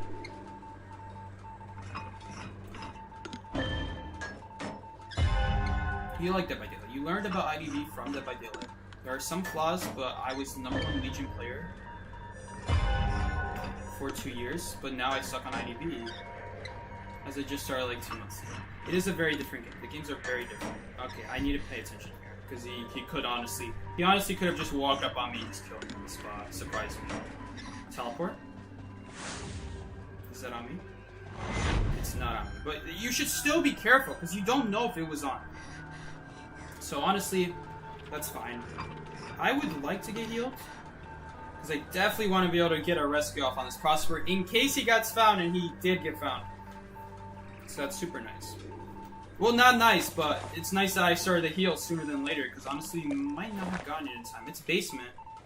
We can definitely make it. Making it is not the issue. The question is, do we have the Cypher primed? That's really the question we have here. Because if we don't have the Cypher primed, then it's not going to matter. He did use teleport here, so I don't even have to worry about that. I do have to shoot here, though. Because if I don't shoot, I'm pretty sure he could just walk up to me and kill me. Because of Berserker, so just going to play it safe there. Actually, waiting. I'm going to wait. There's no reason to rescue. We have to extend our decode time as long as possible. Now, I don't care if he goes for a no recovery hit. That doesn't matter at all. That was a waste of invisibility. The Cypher's primed anyway. I don't die here. I only take half damage here. to change target. That would be a good thing to... Yes. I do die here. What? What? Let me do the math right there. Yeah, I do die there. That was actually a bad pop. Because let me think about that. Yeah. Sorry, my bad. That was bad math. I didn't tell him to pop still, but... honestly, not good by me. Just to think that we're alive there. Because I could have positioned myself better, honestly. Like, yeah, then I would get salty at them popping there, but at least I could have positioned myself better, you know? The good news is he chaired me anyway, so it actually... Unless he finds me right here, in which case I won't be able to pick myself up. I'm not even going to pick myself up. Because if I pick myself up, he's just going to leave me. I can't do that. Although maybe it would be a good thing to leave in this situation. To like force him to leave me, because it's easier to deal with than on chair. I don't actually think it's that much easier. That was a little bit unlucky, honestly, that he found me right there. If only the camera had been like a few seconds off. Or had I put myself in a better spot. You know, either one of those two things. I'll tell you why I died there. 75%, yeah, exactly. 75 plus 75 equals 1.5. Borrow time heals for 0.5. I have 1 remaining. And 1 is how much health you have. So he did that much damage to me. Let's say 1 is your health, and 1 is the damage needed to kill me. He does 0.75 damage. He did another 0.75. That's 1.5. Borrow time removes 0.5. I have 1 health. He did 1 damage. And I died. So I should have known that. I wasn't thinking about that. So that's why I died. The way you avoid that as survivors... You just don't pop. You just wait until tide turner is over and then you pop. And the person who's getting chased, like let's say I'm the one who gets chased. How would I deal with that if he's chasing me? Like what do I do then if I'm always gonna go down and I have to wait for tide turn? What do you do then? I'll tell you what you do. Right as tide turn is about to run out, you drop a pallet or vault the window. Or vault the pallet if you want to, but usually Hunter's gonna break it before you can vault it, right? So you drop a pallet or you vault the window right as tide turn is about to run out. Right as it runs out, you vault. And then the hunter has to go on the other side to try to pick you up. While that's happening, that's when you tell them to pop. So that's how you deal with that. So that way, let's say I was the one who got ignored. Let's say I'm the one who's going to get ignored, but Prospector got hit earlier than we expected. Not earlier than expected, but he was going to get hit there, usually, if he doesn't waste magnets. So then what should they do? What should Prospector do while waiting on me to die? Well, the good news is we die at the same time. I have tide turn the same amount of time as he does. So right as he goes down, this is the same thing that I just said. Drop the pallet, vault the window right as tide turn runs out. And then the boost should be able to protect you from Photographer. Photographer's just really bad against window boost. Anytime the character has a window boost, Photographer just dies inside. It becomes a lot harder when you don't have window boost, but again, a character with no kiting abilities, you should have no problem. And the fact that he had teleport there meant that I can use a better kiting area at the expense of a hit. And while that's not preferable, maybe I shouldn't have traded a hit for a better kiting area because he's going to leave me. It is an option. Honestly, I would have played that a little bit differently. There's also other kiting areas that you can use without taking a hit. So that you really don't have to take a hit there. But back kiting route. But I'm not going to take more than 1 hit, so at least there's that. At least I'm not done, right? Let's see where this hunter spawns. This is going to be another Photographer. I don't remember what the win-loss counter is. I'm going to say we won at least 2 games. I hope to. This one below me. What's up, Creamy Michi?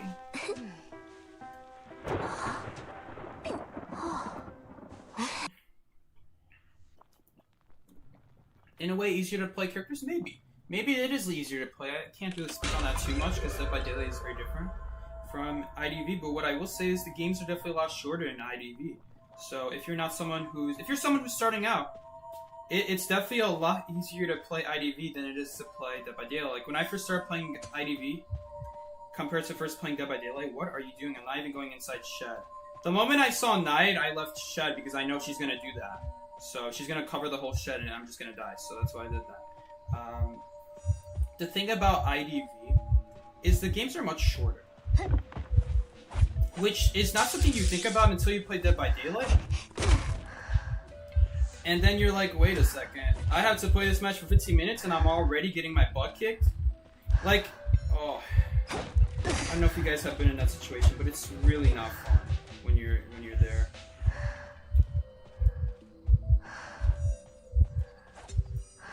She probably is gonna cover this water very soon. She missed. She's gonna go around, but honestly, it's fine. I only get 10%, 20%. Honestly, it's okay. Now she might have excitement here. If she has excitement instead of like blink, not the end of the world. We'll know right here. Nothing. Nothing. So we're perfectly fine here. I want to see what she does here. She is probably going to throw the harpoon. No, she goes for a blink. Which is kind of bad because we don't have a lot of places to go. We don't like have a boost or anything. The window boost would be so nice. We're forcing her to go around again, but again, not great. Oh my god, wait, she's letting us go hospital. This changes everything. And she used her blink. Please drop this pallet for me. Don't go for a pallet stun, please. At least he didn't get hit. At least he didn't get hit. Okay, I'll take it. He didn't get hit. So many people just get hit there because they choose to drop the pallet for a stun. That's a very hard pallet to try to stun on because the hunter can pretty easily hit you on the other side. Also, you're a prisoner. Why would you want to stay near the hunter? Hunter's nearby. I don't want to leave until I know for sure the hunter selected a new target. Yeah, she's definitely covering the whole hospital as we speak, so I don't think it's a good idea to stay here. Right, hopefully he like starts a cipher or something. I hope her harpoon's gonna run out. Please run out. Please run out. Please run out. Please run out. Thank you. I'd be in trouble if it didn't run out. That being said, we're still not in a great position, but we have done a good kite, so there's that. Oh, that sucks. Oh, could have pallet stunned her. But it's still gonna be a good kite here. We're still gonna get the ciphers done here. As long as the rescue's not a screw up. Which journalists will at least get a guaranteed rescue off the little bro.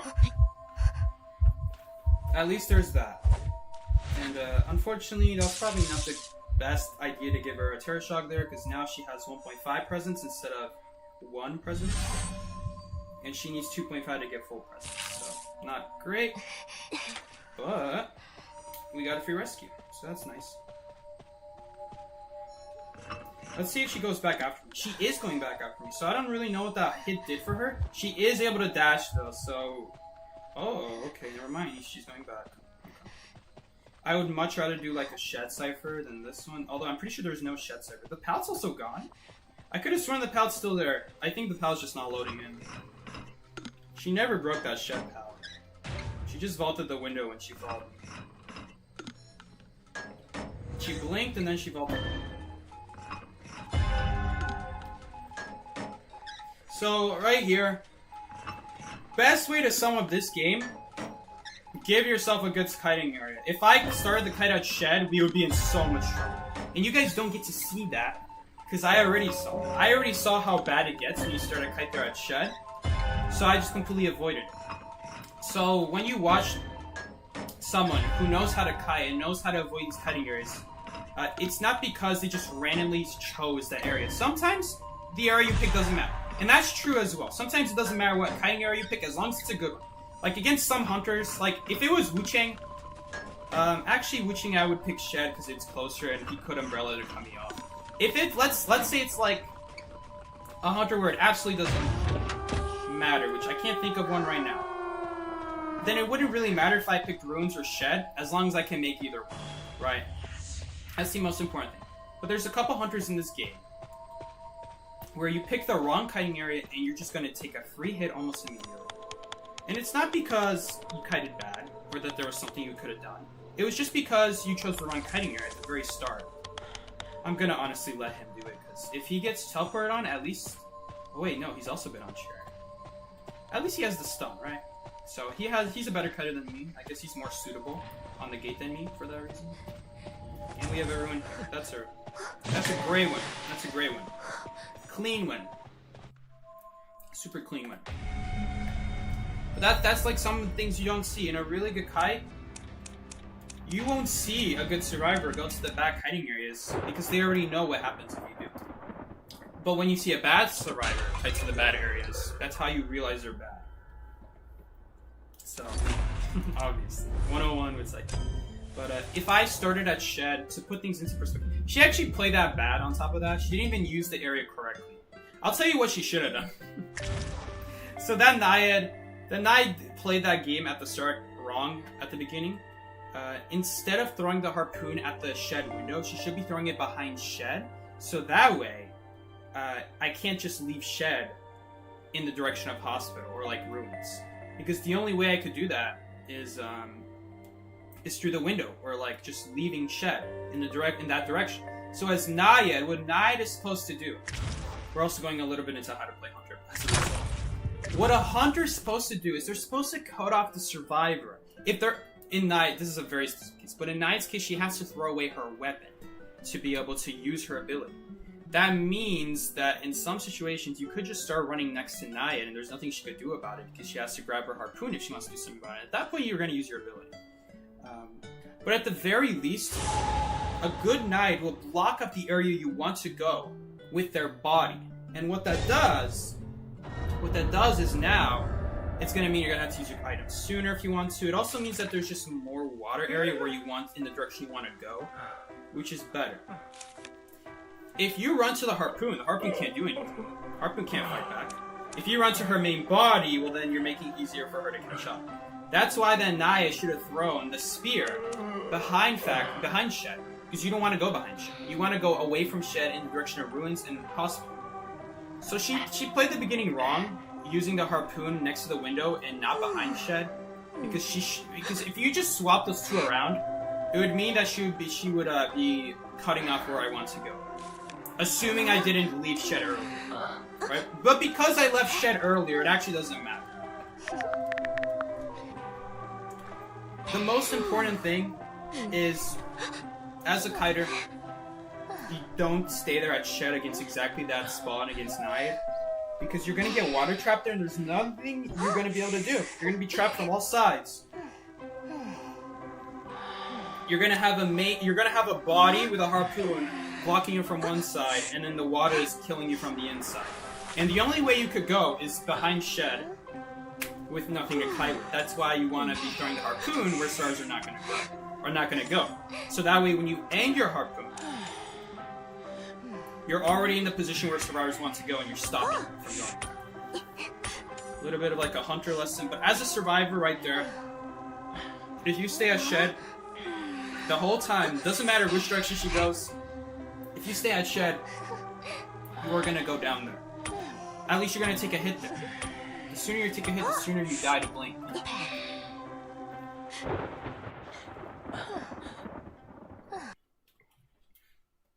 But instead, I chose to go ruins. So it does two things. First of all, now I'm not going to die to the setup she was trying to do at Shed. And second of all, it means she wasted her harpoon at Shed when I'm not even going to stay there. Which gives me a head start at ruins, because now when I enter ruins and she starts chasing me at ruins, she already wasted her harpoon at Shed, thinking that I would stay there. Okay, well we're probably gonna die immediately this game, because I don't have anything to deal with blood. Unfortunately, this is why I stopped playing Coordinator. I played Coordinator for a year straight. I never said why I stopped playing Coordinator. It's like, why would you decide to randomly stop playing Coordinator after playing her for like a year straight? Why would you do that? If you were that convinced that Coordinator was better, then it doesn't even matter if we shoot the gun. Honestly, maybe that gun is a waste. Maybe the gun is a waste. I don't honestly know. Because we're going to die to a mirror anyway. Unless she just straight up misses, which might happen here. Please don't die. Please don't die. Please don't die. Please just get stuck on something. She missed. Yes, now we survived. She also wasted her patroller, so it's not like she's excitement or blink or anything. Yep, she's gonna need another mirror if she wants to kill me. Which is good for me.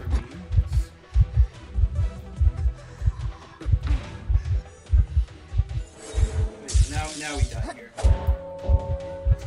It's not a bad kite against Blood Queen. All things considered, Coordinator versus Blood Queen, you're supposed to die in 2 mirrors. So the fact we survived by 3 mirrors gave us an extra 26 seconds of eco. That's huge. That's almost half a cipher.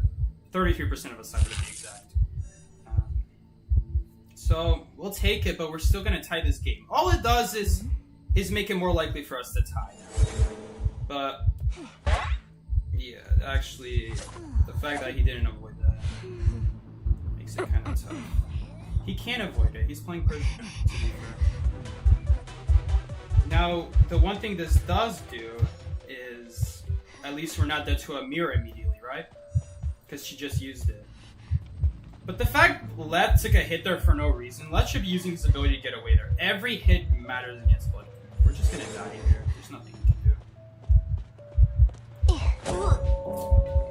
There's nothing we can do.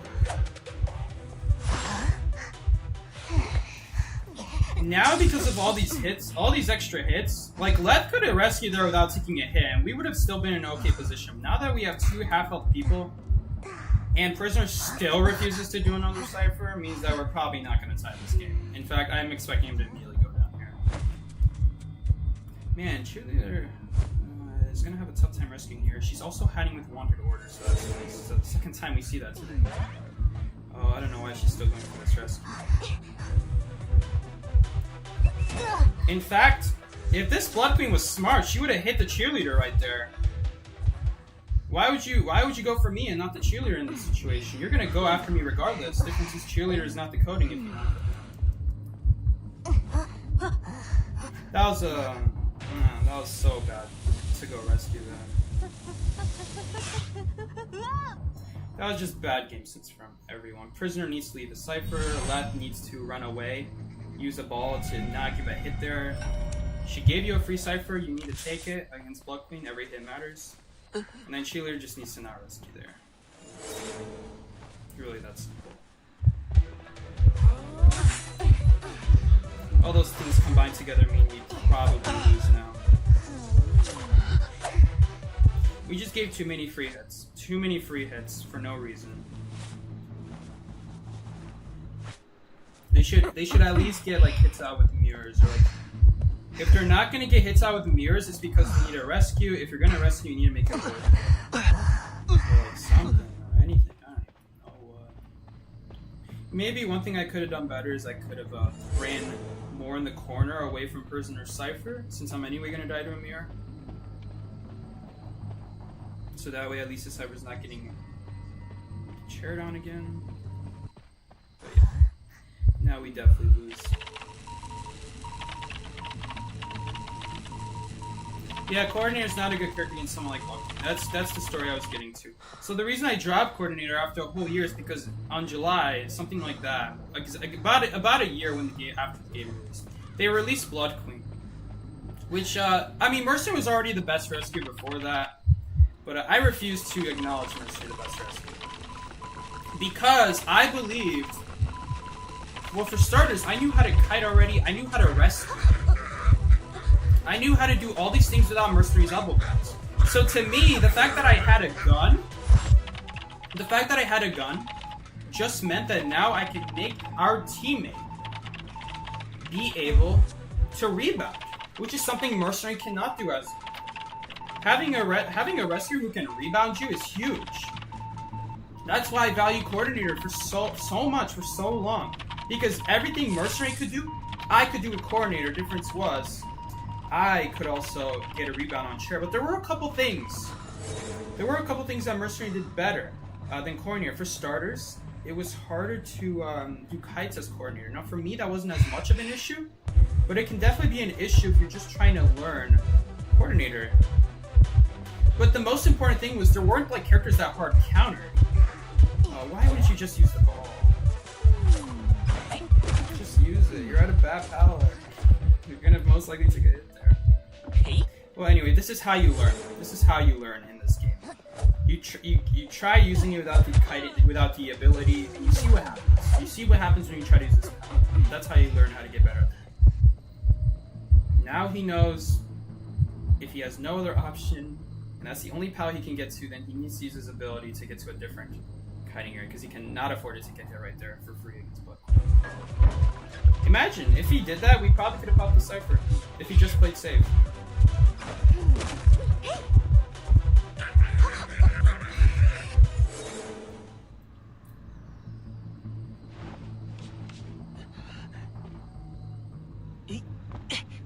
But yeah, this is why I stopped playing Coordinator, because of exactly this character, Blood Queen. This is a hard counter character. As long as the person knows how to play Blood Queen, you're gonna die in 2 mirrors. They're not even gonna need a blink to kill you, because you don't have any way to counter the mirror. That's why that Blood Queen match from earlier on Lakeside was so lucky, because it's very rare that you're able to counter a mirror with your gun. It's very clutch to be able to do that.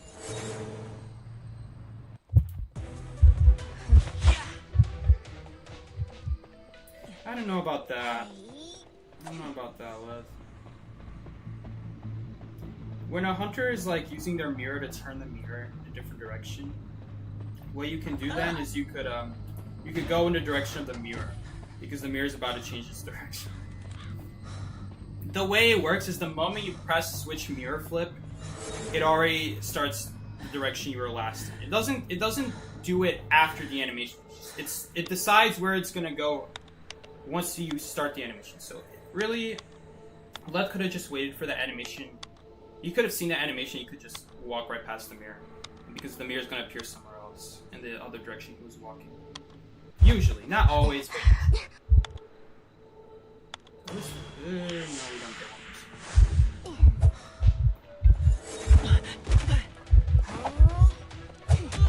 Yeah, it's like the little things about Blood can save you an ability if you just know about it. Other times you just need to accept that you're gonna take a hit if you don't play safe.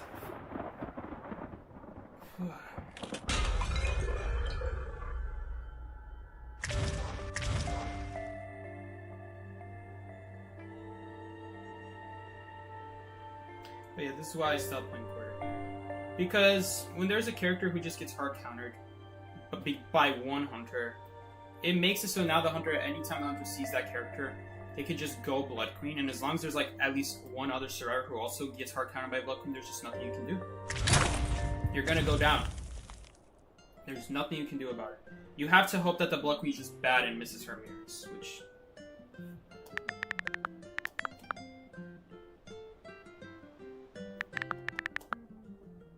But yeah, you just have to hope at that point. And I'm not someone who hopes and prays the hunter messes up. I'm gonna pick the characters who counters every hunter. I don't pick a character who has like major weaknesses. Even characters who are slightly weaker to certain characters, they're not gonna get hard countered. You still have a good chance of kiting as long as you know your kiting areas, how to use your ability well. You have a chance.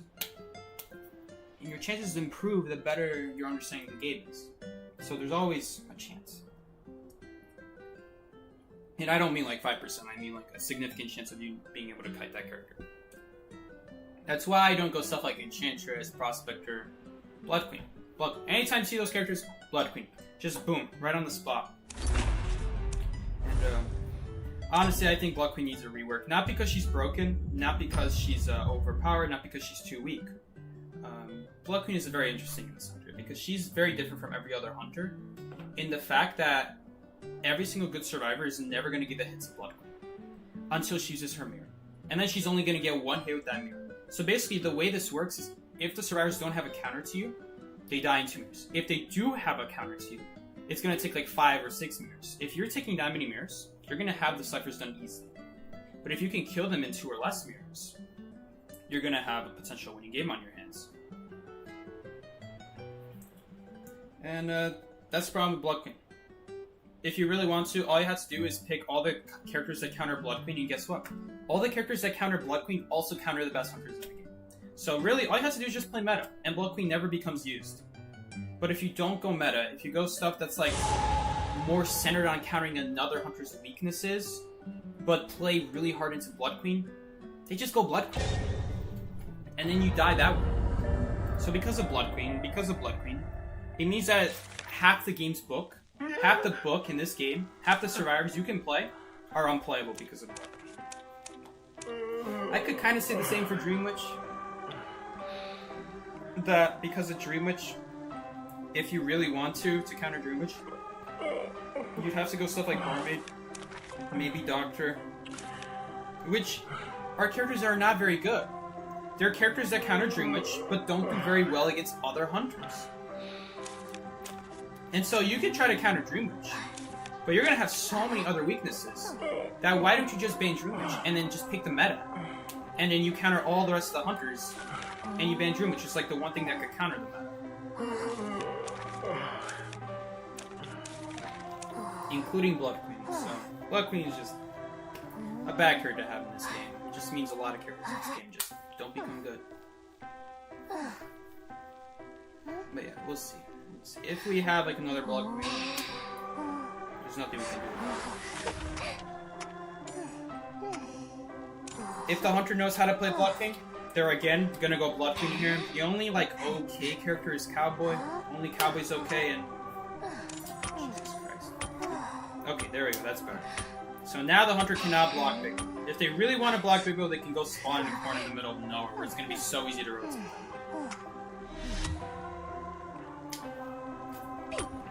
So we'll see. Even Cowboy's not a great counter to Blood Queen, because if there's not a pallet in your visible sight and behind a wall, not behind a wall, then you're not gonna be able to counter the mirror either. So we'll see. Any other hunter, except maybe Dream Witch, which we banned, we can counter. We can not counter, but we can like deal with. We can play around. There are ways. We'll see. We'll see.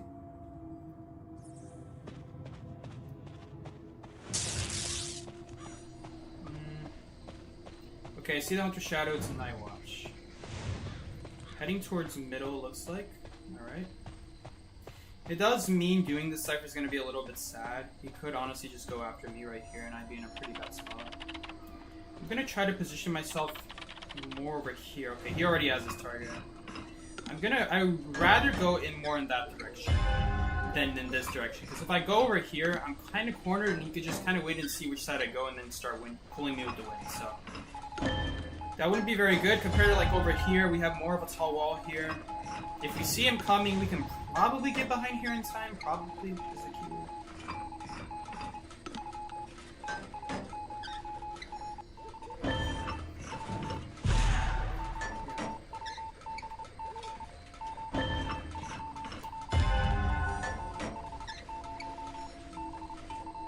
One time you did a perfect perfume, but it was against Ripper, yeah. That's the thing. If you're against Ripper, make sure you have a powder window already between you guys. Otherwise, it's not going to work. That's why if I perfume and the Ripper hit me with this Foggy Blade, a lot of times I don't even perfume back. Because if you do that, even if you don't get Turret Shock, you're going to immediately get hit and you're going to give him Fog, and that Fog might just be enough to catch up to you with his movement speed. Might just be enough. You got to be really careful. Because, I mean, think about it. There's no point. If you're going to take a hit immediately after anyway, then why go for it? I should have walked to the chair sooner. I'm so dumb. I wasn't paying attention. Now he could honestly just pull me. Which is what I think he's going to do right here. How to get behind the barrel. We do get behind the barrel, but we actually get the rescue off. Nice. And we shoot him.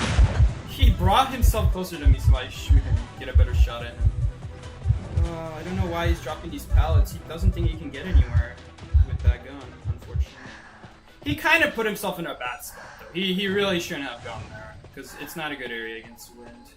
He could still survive here. It is possible, because it does kind of protect you from the wind. Kind of. You do have two good pallets right next to each other, so you never know. And he got away. So you know what? That was honestly really good for him. Look at how much distance he had. Whoa! Whoa, was that a good play. Well played from the Cowboy. I don't know what he did, but that was really nice from him. Look at all the distance he has. The hunter just got on the boat. That was really clutch. That was really clutch. Whatever he did there, that was really clutch. Must have been like a lasso, and then he must have wasted his win. Maybe he like wasted a dash. I don't know how the hunter didn't catch up to him if he wasted the win, because even if you waste the win, you get a dash out of it. So I don't know. Who knows?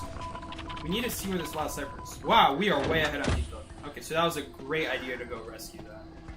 That was a great idea to go rescue that. And you know what? Don't be like me. Go to chair sooner. Don't go to chair sooner. If you're paying attention to the game, go to chair sooner. I'm guessing they're on voice comms. Alright, that's fine. But yeah, don't be like me. Go to chair sooner. But if you're in a pickle, you can do that with the wind. You can do that with the 1000 presence wind. You could just go right behind an obstacle last second and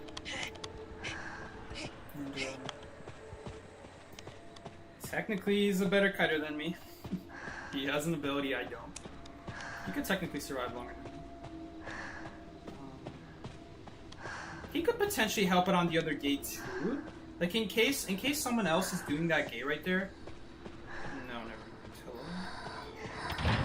Seriously, you guys. He could teleport.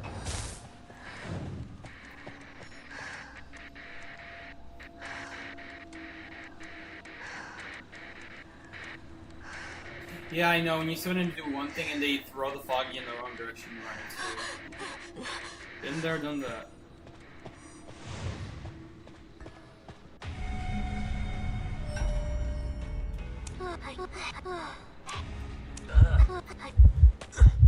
Probably did a really good kick. That was really nice. I think getting the big bow really saved him. Because if he did not get to big bow, this would be a very different story. I was thinking go for the window pallet combo in the corner. Because that's still going to protect you from the wind and be more guaranteed that you survive for the next 20 seconds. But yeah, he somehow managed to get to big bow. Paid off. Paid off. Overall, not a bad session today. I mean, that's how it is. If people chase me early game, it becomes much easier. That's why I like going coordinator. That's why I like going coordinator in the past, because I'm a chase target, and that's a good thing for me, because I like to get chased, because I have faith in myself.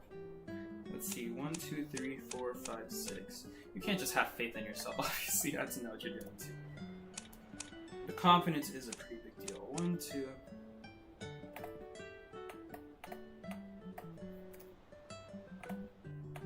We didn't get chased every game, obviously. But the rescues we provide, the ability to rebound like that when you don't get chased is so nice. So nice. It just block queen. Block queen's the only reason I don't really play coordinator, because you just die. There's not a whole lot you can do. If you really want to, you could choose to run flywheel against block queen and coordinator, but there's two problems with that. First of all, the point of playing coordinator is to be a rescuer. If you just go a kiting build with coordinator, just pick a better kiter, because coordinator is way far away from being a good kiter. She's a really good rescuer, really good at rebounding people, as long as you know how to reach chair, that is. Because if you don't know how to reach chair, yes, you may be inclined to think she's not a good rescuer. She is quite a good rescuer. You just need to know how to get to chair. Her weakness is really just kiting. That's really her weakness, is kiting, and in certain situations, there's just nothing you can do. But the coordinator gun is a powerful tool, and it could definitely get you out of a lot of sticky situations on a kite. More than you would expect. As long as you know how to use them. See, that's really the story. How comedic. Both our losses were to Blood Queen too, I think. Yeah, they were both to Blood Queen. Both to Blood Queen. Even Waxers had a much easier time kiting as coordinator than Blood Queen. Just because of the ability that's tall walls, you know? Tall walls. Waxers is one of those characters where it matters less what character you go, and more are you just in the right area. Now, that being said, there are certain characters that get to the kiting area that's going to get to Waxers easier, but there's no real character that, like, counters Waxers. It's all about do you know which areas counter him. So, that's why I'm not a big fan of Waxers. I don't think Waxers is a worthy ban because of that. Because as long as you pick a character that can get to the good kiting areas of Waxers, I don't really see how Waxers can ever realistically consistently get wins. At most, draws with his ability to block ciphers, but again, that's assuming that it's not a map with like lots of buildings in the way that are blocking you from shooting wax on ciphers. So Not a fan favorite band of mine. Nightwatch, same kind of deal. Tall Walls is kind of the downfall of Nightwatch, and his early game is very, very weak. Like, don't get me wrong, Nightwatch has decent early game, but compared to his like late game, his early game is very, very weak. It is much easier to take advantage of distance when he doesn't have his dash, and that's the key to kiting Nightwatch too. Distance. When you have distance, he can't really like pull you with wind because you're too far away. He can't jump over pallets and windows if you're far away. Then there's no point then.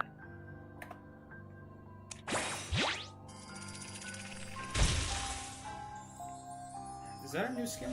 Oh wow, it is a new skin.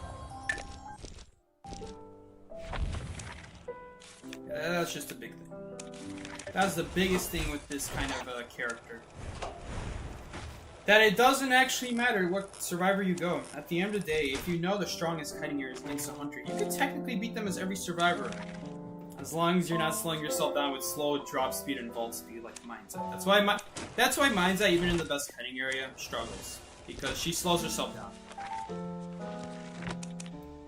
It really forces you to get into some hairy positions with Mind's Eye.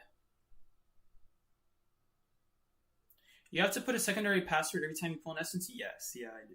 Now, if I ever do like a big stream opening, I would just turn it off. But for now, I'm just keeping it on, you know. Just in case, you know, there's a lot of hacking going around, so. It's not actual hacking, if you're wondering, but people say hacking because what they do is they hack the system, I guess would be the best way to say it. They go into the account recovery system and they fill out some stuff that they could see from your public record and your collection, and they actually get access to your account that way, just from literally publicly seeing what you own. So in case that happens, what you can do is close your collection record, for starters. That's like one of the biggest things that exposes you, your collection record. If they know what device you play on too, that's a big one. Like exactly the device you play on. You can't just be like, oh, he plays on an iPad. And where you live, I suppose. All of those things are pretty easy to get a hold of, honestly, so.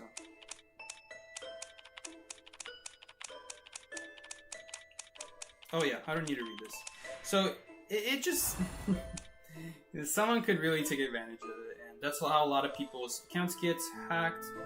That's how Schmitty's account got hacked.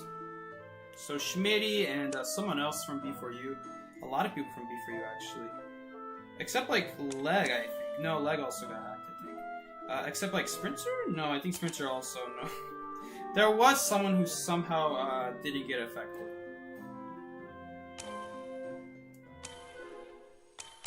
But yeah. Beware that, guys. You might want to close your account. Stuff like collection record is really the important part, which, you know, which is a shame. I like showing that collection record.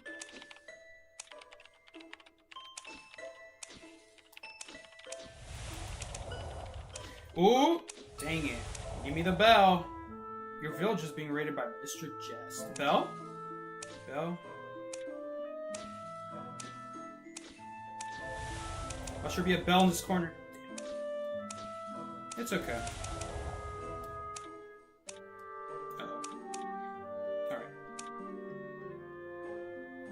Let me log in, do this, shake it a little bit, do a little shaky shake.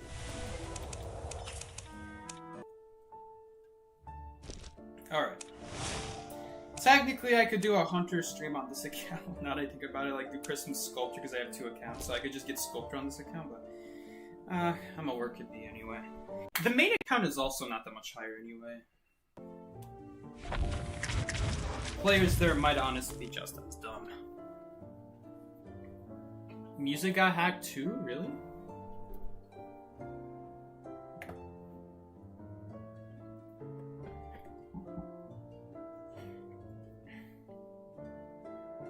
Suki, do you play any OB characters like Stun and Distract? I've recently been playing Antiquarian, but I've only been playing her for like maybe 2 weeks now. 2 weeks, I think.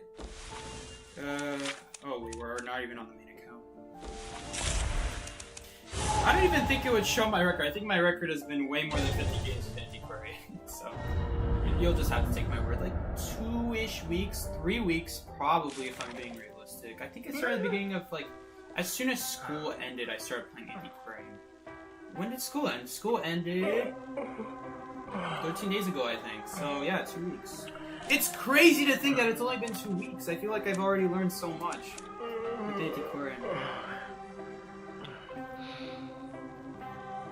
Oh no, we got the lawyer ban, everybody. Which is actually not that bad of a ban, but there's a lot scarier survivors. Let's play Enchantress for the funsies. Enchantress for fun. Enchantress with 5 on Arms Factory. Arms Factory has a lot of great windows to boost off of, so not carrying broken windows on Arms Factory is kind of sad. But also, Enchantress is one of those characters where if you don't stay close to the hunter, you don't really gain abilities, so... If anything, it might be more beneficial to, like, flywheel one of their abilities, and then for, like, the next 15 seconds while they have no ability, you're, like, gaining stacks. So.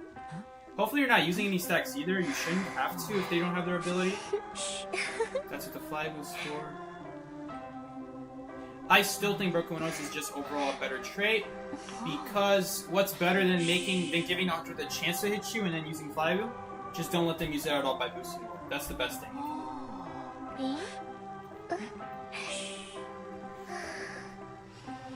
It's better to never give them a chance than to give them a chance and you possibly failing. Not to mention that Flywheels has a 120-second cooldown compared to Broken Windows, which is only 40. I also want you guys to remember that you also get power boost out of that, so if you divide it up and you know how to switch between your boosts at the opportunistic times, it could really be more like 20-second cooldown. This is a weak spawn point. Hunter either spawned in front of me, to the right of me, or to the right of me. Okay, with that little bit of knowledge we just got, with someone spawning outside, it could mean that they either spawn force or in front of me. Looks like it was in front of me, yeah. And they were expecting to have someone at that cipher, I'm guessing. They were expecting someone to just run to the cipher and be here. Yeah, Enchantress against Anne, nothing we're going to be able to do. Imagine being a low-tier hunter, being so happy with your life, carefree, and then you get matched against Psyches on. Honestly, fair. Because at this tier, it really doesn't matter what survivor I play, as long as it's not like Blood Queen. Even Blood Queen, there's a lot of Blood Queens at this level who just cannot hit a mirror for the life of them. So honestly, even at this level, some, obviously, it only takes a couple good mirrors, though, which is why it's still risky, but hey, you never know. You can still get away with it on this tier.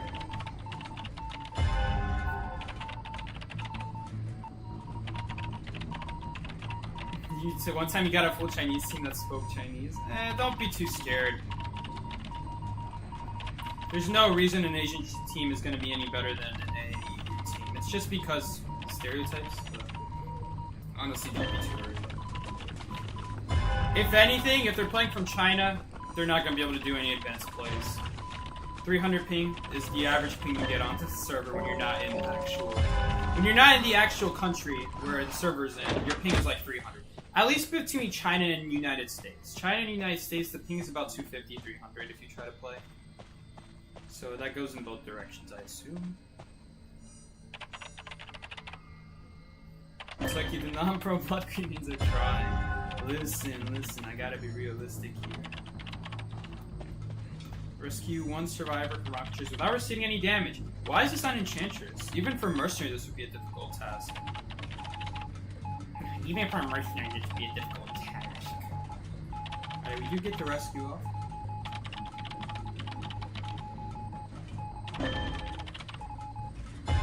It was like super low tier rank. They might have all made alt accounts and playing an AU server in that case. Although it's still just as likely to be from Chinese server. You never know. Feels like my ping is about 2,000. Yikes. Gotta fix that sometime soon. Except you can't if you're in the Europe server. Yikes. You can only get good ping in Europe if you actually play with only European players. That's why I thought when I went to Poland and I did a test game before I started streaming. I wanted to see what the my ping was like so I have an idea. And my ping was 60. It was like 50.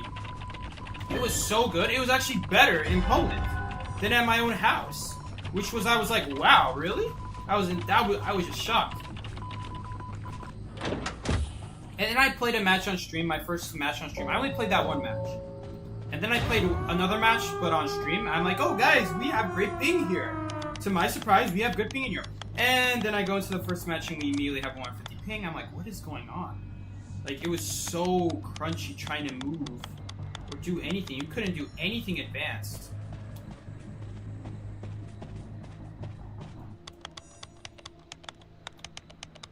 And that's when I realized, someone told me that, yes, there is a European server, that's why my ping was so good.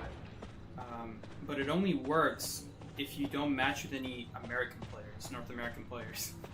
So they made a European server, but it's basically for nothing, because most people play in North America. So it's basically pointless. This is another way of saying it.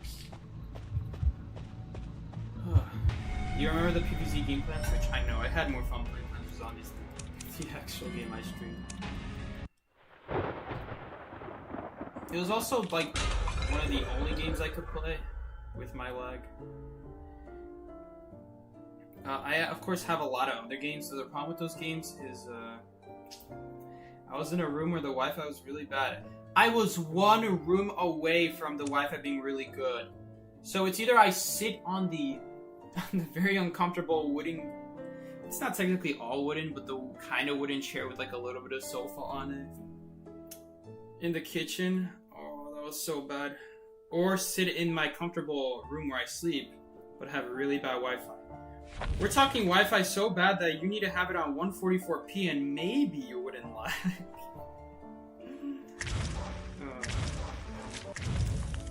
Definitely one of the big drawbacks of Poland is that the reason it was fine in previous years was because I slept in a room where the room I slept in was the same room the router was in. So I had a really good ping for every game. And back then there was no such thing as IDV, so I didn't play IDV back then either. So every game had good ping. The sad part about that is I was only one floor above. The router was one floor above me, and I was like diagonal to it, like one room down and then across. Like imagine you go down one floor, the router's above you, that's the kitchen, then you go one room to the right. That was my room that I slept in. I don't know how the Wi-Fi is so good in the kitchen, but then cannot reach the next room. I didn't get it. I didn't understand. So when I did the stream, when I did that Poland stream, I did try to stream from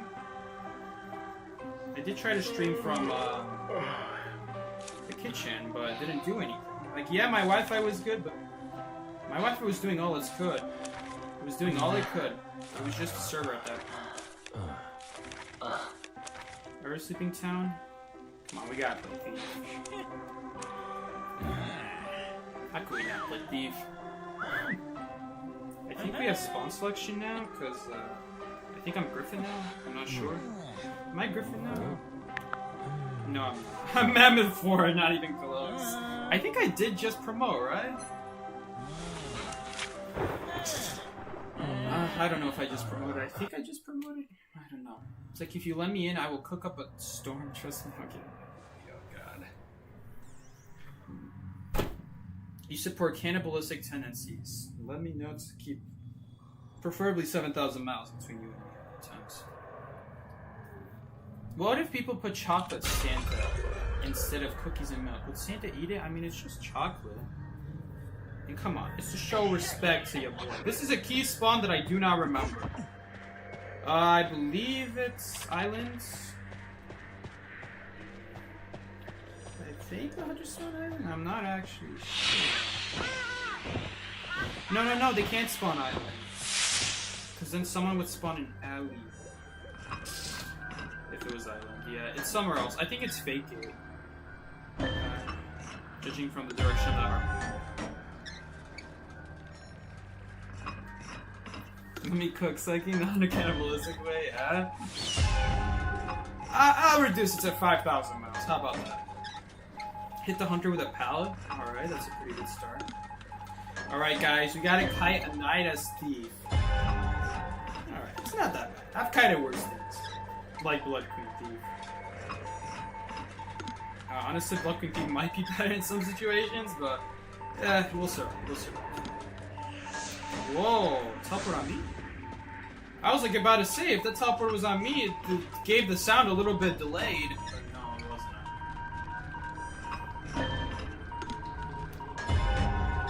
I want to eat a chocolate Santa now. Only one though. I don't like chocolate that much. And if you give me chocolate, you better hand me some milk with that too. Because dude, if I were to eat chocolate, I would need some milk. Something that at least something to drink it down, preferably. Preferably. I mean, and again, I always drink milk no matter what. But milk is just extra good with chocolate, you know? I cannot eat chocolate without milk. At least a lot of chocolate without milk. I still wouldn't eat a lot of chocolate without milk, like with milk. Let's go do that cipher that I never finished. Oh, never mind, someone's doing it. Maybe there's another cipher at Corner House? Yeah, there is. That cipher knowledge kicking in. Just because there's one cipher at Corner House doesn't mean there's another. I mean, doesn't mean that there's not another. It's like you like chocolate milk? No, I hate chocolate milk. Absolutely hate chocolate milk. The whole point of milk and chocolate is that I eat a little bit of chocolate and then a lot of milk. If you put chocolate with the milk, I don't have anything to drain the chocolate milk. I would need some regular milk to drain the chocolate milk now because the milk was contaminated by chocolate. So it's not really milk anymore, it's more like just chocolate to me. You see where we're going with this? I'm glad you understand. Thanks for coming to my TED Talk, guys. Blurry is doing a really good fight, somehow, against my head. See, this is why strawberry milk, on top. Way good, really good. One of the best things ever. Strawberry milk is really good. Especially with that, like, Hershey's, like, strawberry syrup.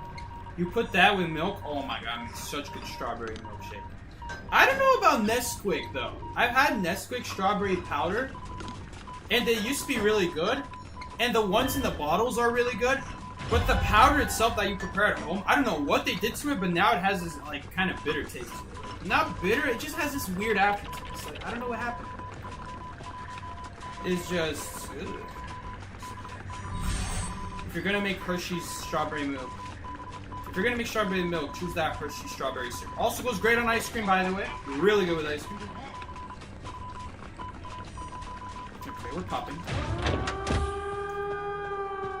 I just have to make sure that it's like a basic hit first, not a water hit. Because if it's a water hit, he's gonna immediately go down. Unless he put a pallet between himself and the hunter right as it happened, but he didn't say focus on decoding, so I assumed that didn't happen. On top of... ooh. On top of him not even doing that in the first place, is that a stun? No, it's not. Now, a lot of hunters don't really know that if you just sidewalk them like this, you can still stun them. Ooh, going behind that wall will count as a wall.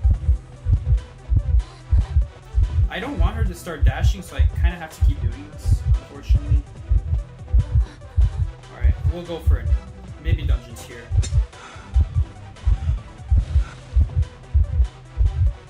Okay, she can't return her harpoon right now because she doesn't have abilities. Oh, it's 0. Okay. Which might seem bad. It might seem bad because she's not hitting it, but that does mean that now I can just use my flashlight. Yeah, now he can honestly do it if he wants to. We'll set up a flashlight right here. She's not even gonna go for it. You have to be careful when you put flashlights at an angle like this. I'm actually not sure if this would have stunned her. Which sounds crazy, right? That sounds crazy to say that out loud, but I've been shocked with the flashlight before. It has been so inconsistent. Like, you will actually be shocked. Let's see if it stuns her. I hope it doesn't run out. Do you have another... I mean, if you have another owl, I'd be shocked. We really don't have another option here. If I really wanted to, guys, what I could do is like... oh... help me out then. Help me out. Help me out. She might have another dash here. That's why I want an owl. But... okay, there's the dash. She hit a wall anyway.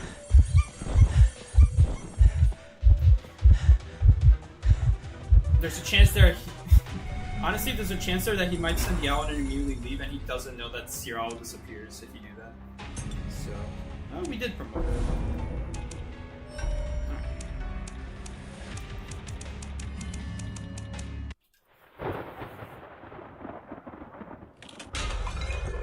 You hate chocolate ice cream? Same. I'm not a big fan of chocolate ice cream. It's basically like milk, but colder, and you still put chocolate in it. So it's just chocolate milk but frozen. You see what I'm saying with this? You see what I'm getting at? Sierra Owl Farm? Bro, I don't know how he had another owl. That's crazy. Really? I got the, Oh, you can get the coin without... You used to have to get all the objectives done before you could get the coin. This coin right here, this birthday coin. But now you just... I guess it's like a random mission you could do now.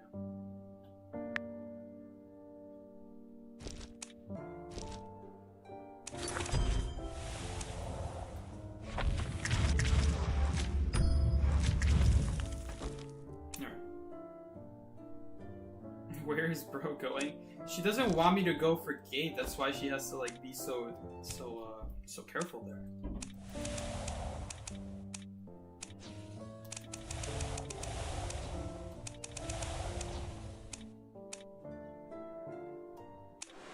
Oh, you know what? This is actually a good time to do this event. It's always the person in, like, the left side in the middle. Is it always like that? Because that's where it was last time. I'm not even reading what person this could be. I need Tucky to carry me to magnitude. It's not that hard. You could probably do it by yourself, right?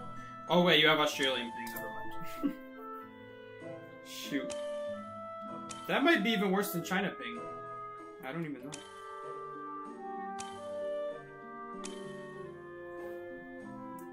Kite to dungeon? Kite to gate? Way harder to do, by the way.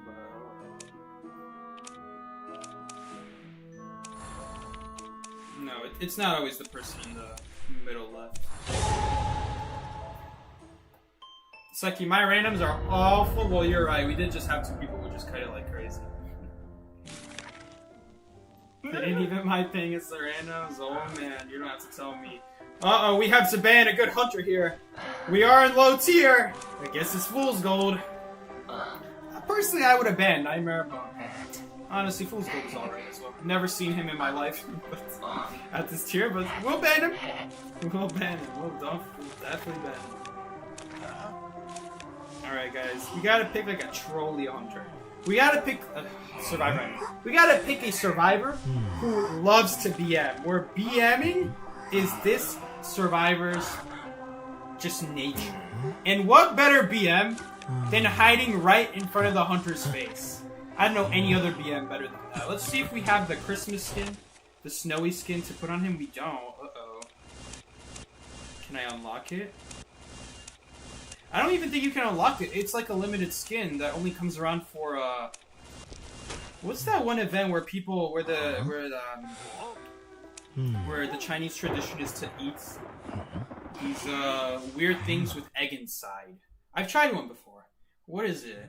My brother brought it one time from his Chinese class because the teacher handed it out for mooncakes. Yeah, mooncakes. I think the skin only comes out during mooncake time. The event has a name.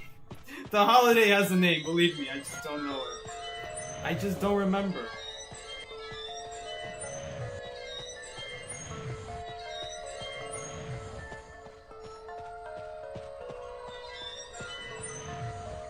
Chinese New Year? No, I don't think so. It's like in the autumn, right? Maybe it is Chinese New Year. Maybe there's more than one holiday that has mooncakes. That probably sounds likely.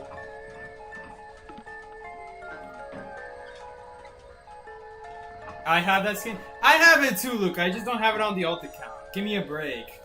I'm not gonna play every account. I know about the skin because I have it, Luke. How else would I know about it? You goober.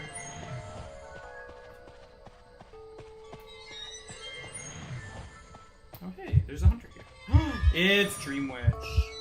Okay, you know what? On second thought, we could definitely leave the pages up against Dream Witch. Because Dream Witch loves to just leave a leech on a cipher and call it there. One thing about Explorer is that Explorer is the one survivor who can actually... Like, he's bad against Dream Witch, but if you don't get found by Dream Witch with Explorer, then if she ever tries to camp a Cypher with the leech, and you have like full health, you can just straight up walk up to it, drop a page on it, and pop it. Now, I'm still gonna use 2 pages early game. I still want to do that. Because think about it. Accelerated decode activates later in the game, so we rather use the pages early on in the game, and then rely on accelerated decode later in the game. Because when accelerated decode activates, you don't gain as much time searching for a page than you would when ciphers are slower to decode. Does that make sense?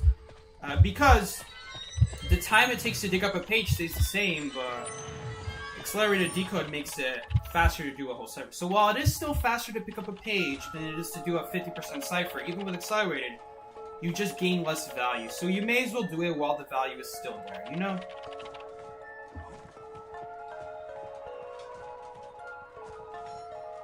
Oh god, there's a leech right here. But so is there. There's also another one right here. She'll never see me! She'll never see me. This snow pile kind of sucks. If only I had the actual good skin. It's okay, I'm basically using it. I think there's another leech like right here though. Yeah, you can kind of see my backpack. This isn't like the best snow pile. There's like a better one right here. Literally on the other side right there. That's the better one. So we'll just use this page immediately. It is kind of close to the chair, so it's good to get rid of the cipher. She might even blink through this wall, honestly. Like, honestly, if she does that, it's not the end of the world. I just want to wait for them to rescue first. Like, I don't want to give her a... Okay, while accelerated decode is not up, we're going to pick up the page. So just to maximize our decode later on. Like, as long as... If accelerated decode is not open yet, we'll just collect the page first. Oh my god, it's behind the walls.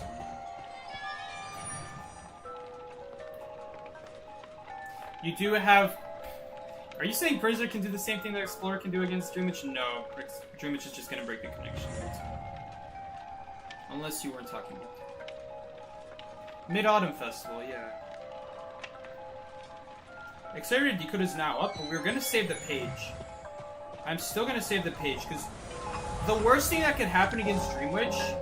Oh, she got hit right as she tried to talk. The worst thing that could happen against Dreamwitch, guys, is you have a 50% or more cipher, but Dreamwitch is just guarding. Like, she's leaving a leech at it while chasing someone else, and you guys have to start a brand new cipher. And that really sucks, but Explorer will fix that issue, hopefully. You know, as long as it's like 50 or more. Okay, so I'm the last cipher. We can just say Cyrus Prime. We're also just generally ahead on decode, so I'm not really worried about using my pages efficiently. Like, yeah, I'm gonna have like extra page here left over that I can never use anymore. But it's okay, we were like up ahead anyway, so. Focus on the coding? I don't know, it's a little risky. I'm just gonna take her word.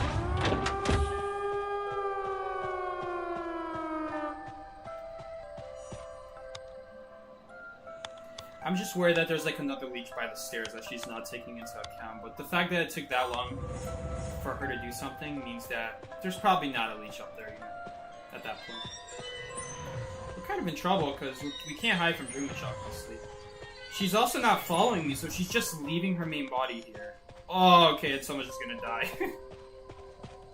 Oh my god, and he has a leech on him too, so he's just bringing his own leech. You know what? If someone's gonna bring their leech over, then I'd rather it be in the spot where there's already a main body, you know? I guess that's preferable. We could technically hide here. There's also like another snow pile here that we could go in. Right there. This one too. Although it's not as good as the other one. Like you could go right here.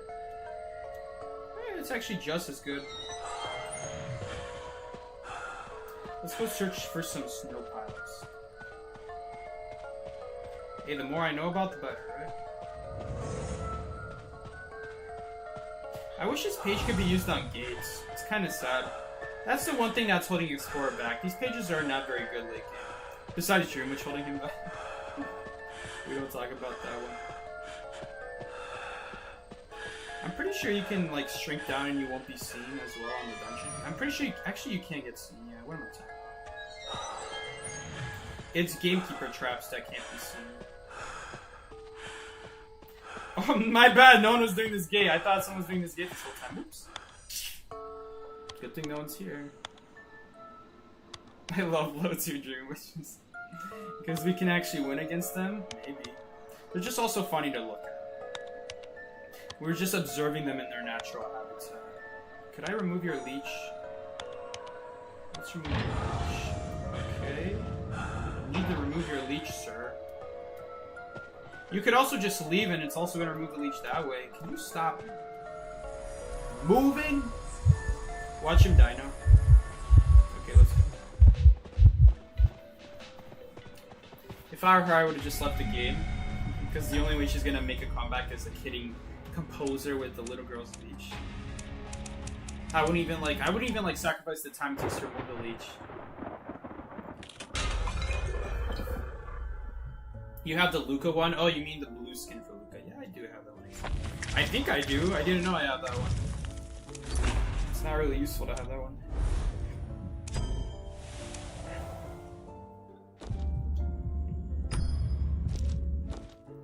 Bruh.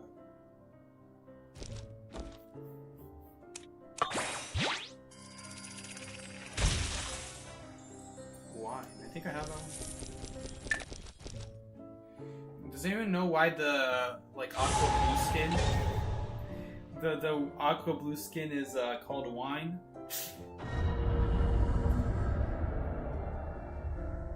New Year's in China is based on the lunar calendar, which is why it would not match up to most calendars. Oh yeah. Oh my god, they're actually banning opera singer? Oh, but he's choosing between Fool's Gold. Let's show this person what you actually want to ban. There you go. There you go. Now he's confident about banning Fool's Gold. Just takes a little push in the right direction. Right direction. Yep, right direction. The fish ban. Yep, the fish ban. We got the fish ban. All right. Any like trophy? Oh man, then treasure skin's kind of hot. I mean, let's play Batter. Batter's a fun server. Psyche Snow Pal review. We gotta review all the Snow Pals. You know, some Snow Pals are better than others. Foes go too hard to kite, guys. Exactly. We gotta keep it banned. You're indecisive? Just gotta give you the push in the raw. No! I mean, right direction. I knew I wasn't getting off that time.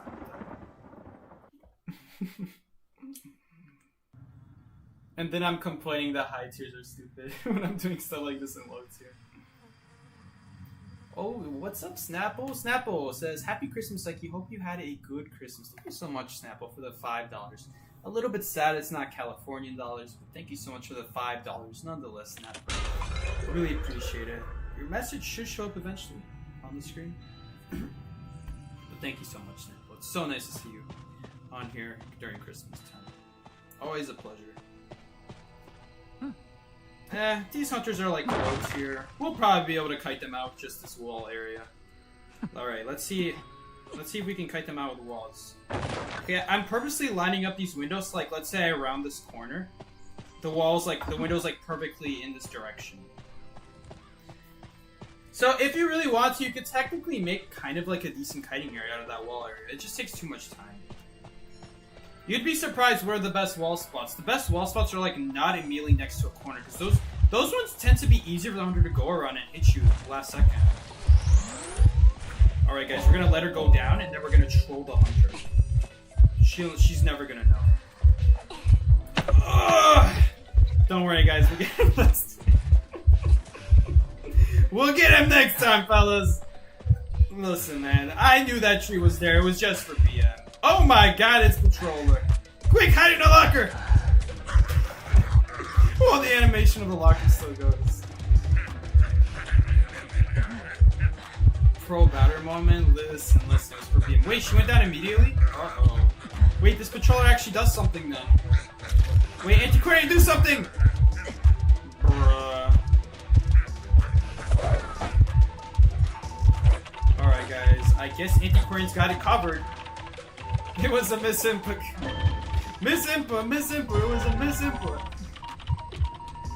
Oh my god, look at all these people rescuing. Look at this value. The absolute value pushing the hunter into the survivor. Look at the value. Oh, look at that value. She literally has nothing to protect Enchantress with now. I'm coming, my baby. We got you, homie. Hold up for extra BM. Yo, dude! Beat my ball up, please? Thank you. So nice of you.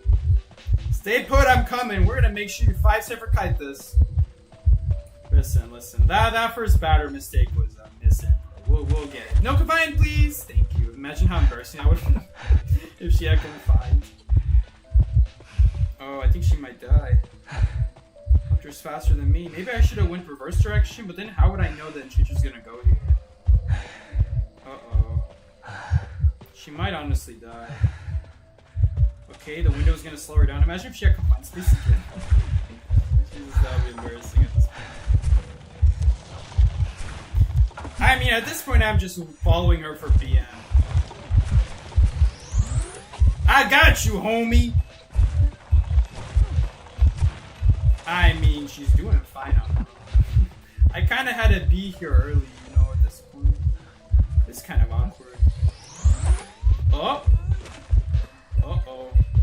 Oh my god! The window is gonna save her! When the window actually... Uh-oh. This simple? Can I actually hit this? No, because she's behind a wall. Honestly, if I could play batter a little bit better, we could maybe get that hit off. I'm not sure if we could. It's possible that we could have.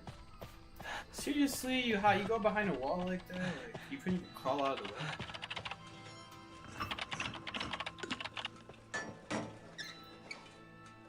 It's like he's spectating as Survivor. I don't even think she has full presence, which is kind of crazy. She's like one statue away from full presence, I'm pretty sure. I don't know, I wasn't counting. It's an approximation. It's just she didn't hit any of the rescuers. The only person she hit was the kiter, so she doesn't have full presence. Alright. 58. I mean, technically, this will also get full presence from just the kiter if you hit them with, like, statue and then a basic hit. So that way, like, the extra damage is still giving you more presence. Because technically, you could do a basic hit and then a statue hit on the first kite, and then follow it up with a basic.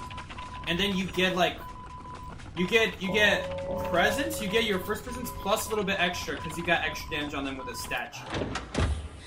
And then you could do that on the second kite again, and then that way, instead of being like 5 statues away, if you do what I'm saying on the second kite, don't worry guys, we got her. Oh, she does have full presence. My bad, she already had full presence. Oh, maybe she just got it because she Woo! Woo! Yo, dude! I'll be taking that. Thank you very much. Watch her come after me. Oh no, she not. Come on, guys. We gotta come after her for the BM. We're coming for that BM value. Now this is how you BM. All those people who you just dance at the gate, let me show you how you properly BM the hunter. You put your life on the line and you still tie. That is how you BM. Obviously, I'm not sure if we're gonna win still, but... Woo! BM value. Break the ball. Ooh, now Korean's gonna transition. BM value. Stay put, I'm coming. Hold up, she's coming. Uh-oh! She's going around. Where's she going? Where's she going? She's going this way. I got you, homie. I got you, homie. Break it again. Oh, she's not breaking it this time. She might come after me around the corner. No, she's dead. Where's my altruism that time, game? I guess it's because the game thought I was being chased. Either that or I was 18 meters or closer to the hunter. It's okay, homie. I got you. It's all for BM anyway. She doesn't know we're here. No, I wasn't. I was looking at the statue. That's so annoying. Watch her be like around the corner. Oh, unfortunately, guys. Well, technically, we could wait out the tension. This BM is going to serious lengths. She can actually see me behind the windows if she has low quality. Like, if you have high quality, you can't see through the windows. Like, it's like very cloudy like this. But if you put on low graphics, you can actually see through the windows much better. A little fun fact. Free rescue? She thinks she has detention still, guys. Oh my god. Bruh. Uh-oh! We seem to have an issue here, Commander! Commanders, things have gone wrong! Things have gone really bad! That was such a lucky statue at the end. I should have rescued while she hit the wall. Abort mission! Abort mission! Abort mission! It's okay, guys. It was BM. It was BM, guys. Thank you, Batter, for throwing. It was BM!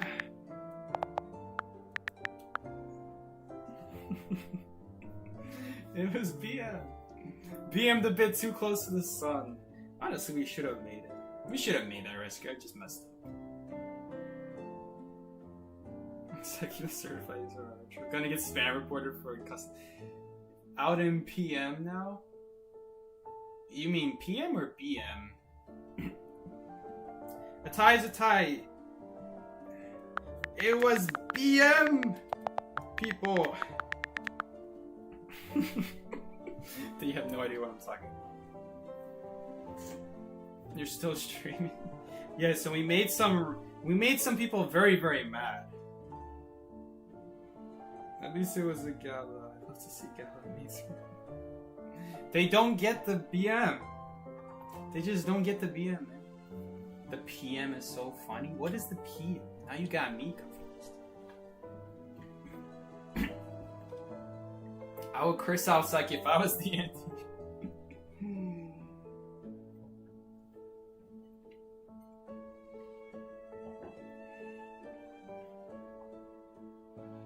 Your pieces were really good, by the way. She missed almost every single one. Psyche doesn't know IDVs. Yeah, should have known. Post-match going crazy. I want to know what that is. Not everyone. Not everyone is... Well, we gotta word this. Not everyone is worthy of knowing the power of BM. What's funny, by the way? Oh my god. Nor everyone! No, I made a misspelling mistake. Oh, it was a misinput! I'm so confused. That's the spirit of the BM. It confuses people. Unfortunately, we kind of died, so the BM didn't work out as planned. It's okay. That's the spirit of BM. You can't win if you go BMing all the time. Not everyone is worthy of knowing how to take a tie either, apparently. Man, yo, it's salty. I like how it says you can't send that and then it sends it anyway. Psyche is coping as hard as he can, sending up that copium deep end. Send the salt emotes. BM value. Gotta send the salt as well. Salt. BM value. They could be telling you to kill yourself, right? Honestly, I haven't met that many people who say kill yourself. They willing to die for that tie. It's their life! It's their life story. Honestly, it's kind of mean of me because, you know, these people out here, they haven't been a very high tier. They really take value in this tie that they were about to get from this mediocre sculptor. They really thought they really deserved their tie. Let's just say they're very intent on getting this tie against this hunter who honestly didn't deserve a tie anyway. It's like you threw a match and now we're watching the post-match happen. Listen, it was for BM. It was for BM. Listen, he doesn't want to take on the BM. My man is scared. He's shaking in his boots. My first match back on IDV, I had a you're on your own spammer like it's Christmas, man. Get in the spirit. Oh, man. Well, I got a couple people mad at me today. Oh, well. It happens. It happens. It's not the first time. Well versed in the BM. Maybe if I'm gonna BM, I should pick a character I'm good with. That's a thought. First, we gotta pick a very wise hunter choice. Alright, there's a couple good options here. we got Geisha, we got Photograph, we got Wuching. I'm feeling the Wuching today. I'm feeling the Wuching. There's the Geisha band. There's the Geisha band we were talking about. There we go. I am well versed in the BM. Look, guys, it's our teammate from last game. Good to see you too, Gunsei.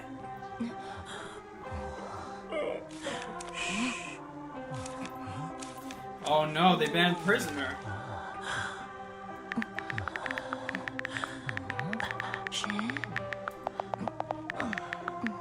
Oh no, she mad. They banned Prisoner, a worthy opponent.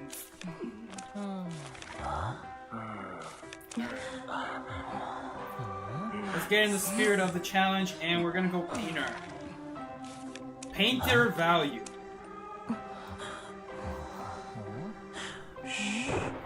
Pull up banter again. No, we're not gonna do her like that. Listen, I genuinely do feel a little bit bad about that. Like, these people, again, they haven't won enough games to really know when they deserve a tie versus a win versus a loss. I mean, between you and me, we should have won that match with how bad that sculptor was. But I mean, between the anti-Korean sticks.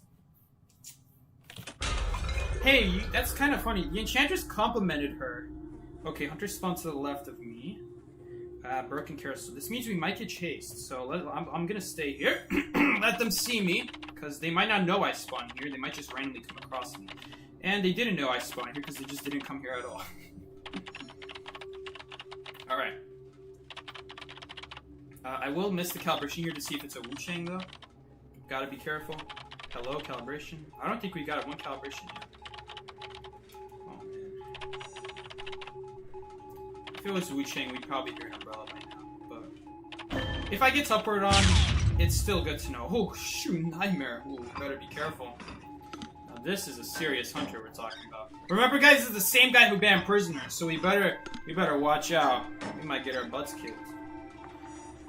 Super serious mode. Here we go. Psyche, can you recommend fun characters? I don't know who to play. I'm trying to. Honestly, Antiquarian is pretty fun. I think all the characters that are good at beating up people, those are the fun characters. Because I like winning. So anyone that like destroys people is a fun character. Prospector is pretty fun, but yeah, he's not the best character. He's far from it. 84%. Now you could also pick up Forward. Forward's pretty fun. Man, you know what would have been good BM? Wildling has some good BM. Problem with Wildling is that the BM is limited to how long his pig lasts.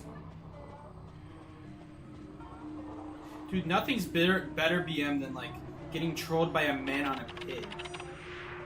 Is there a dungeon here? Dungeon is here.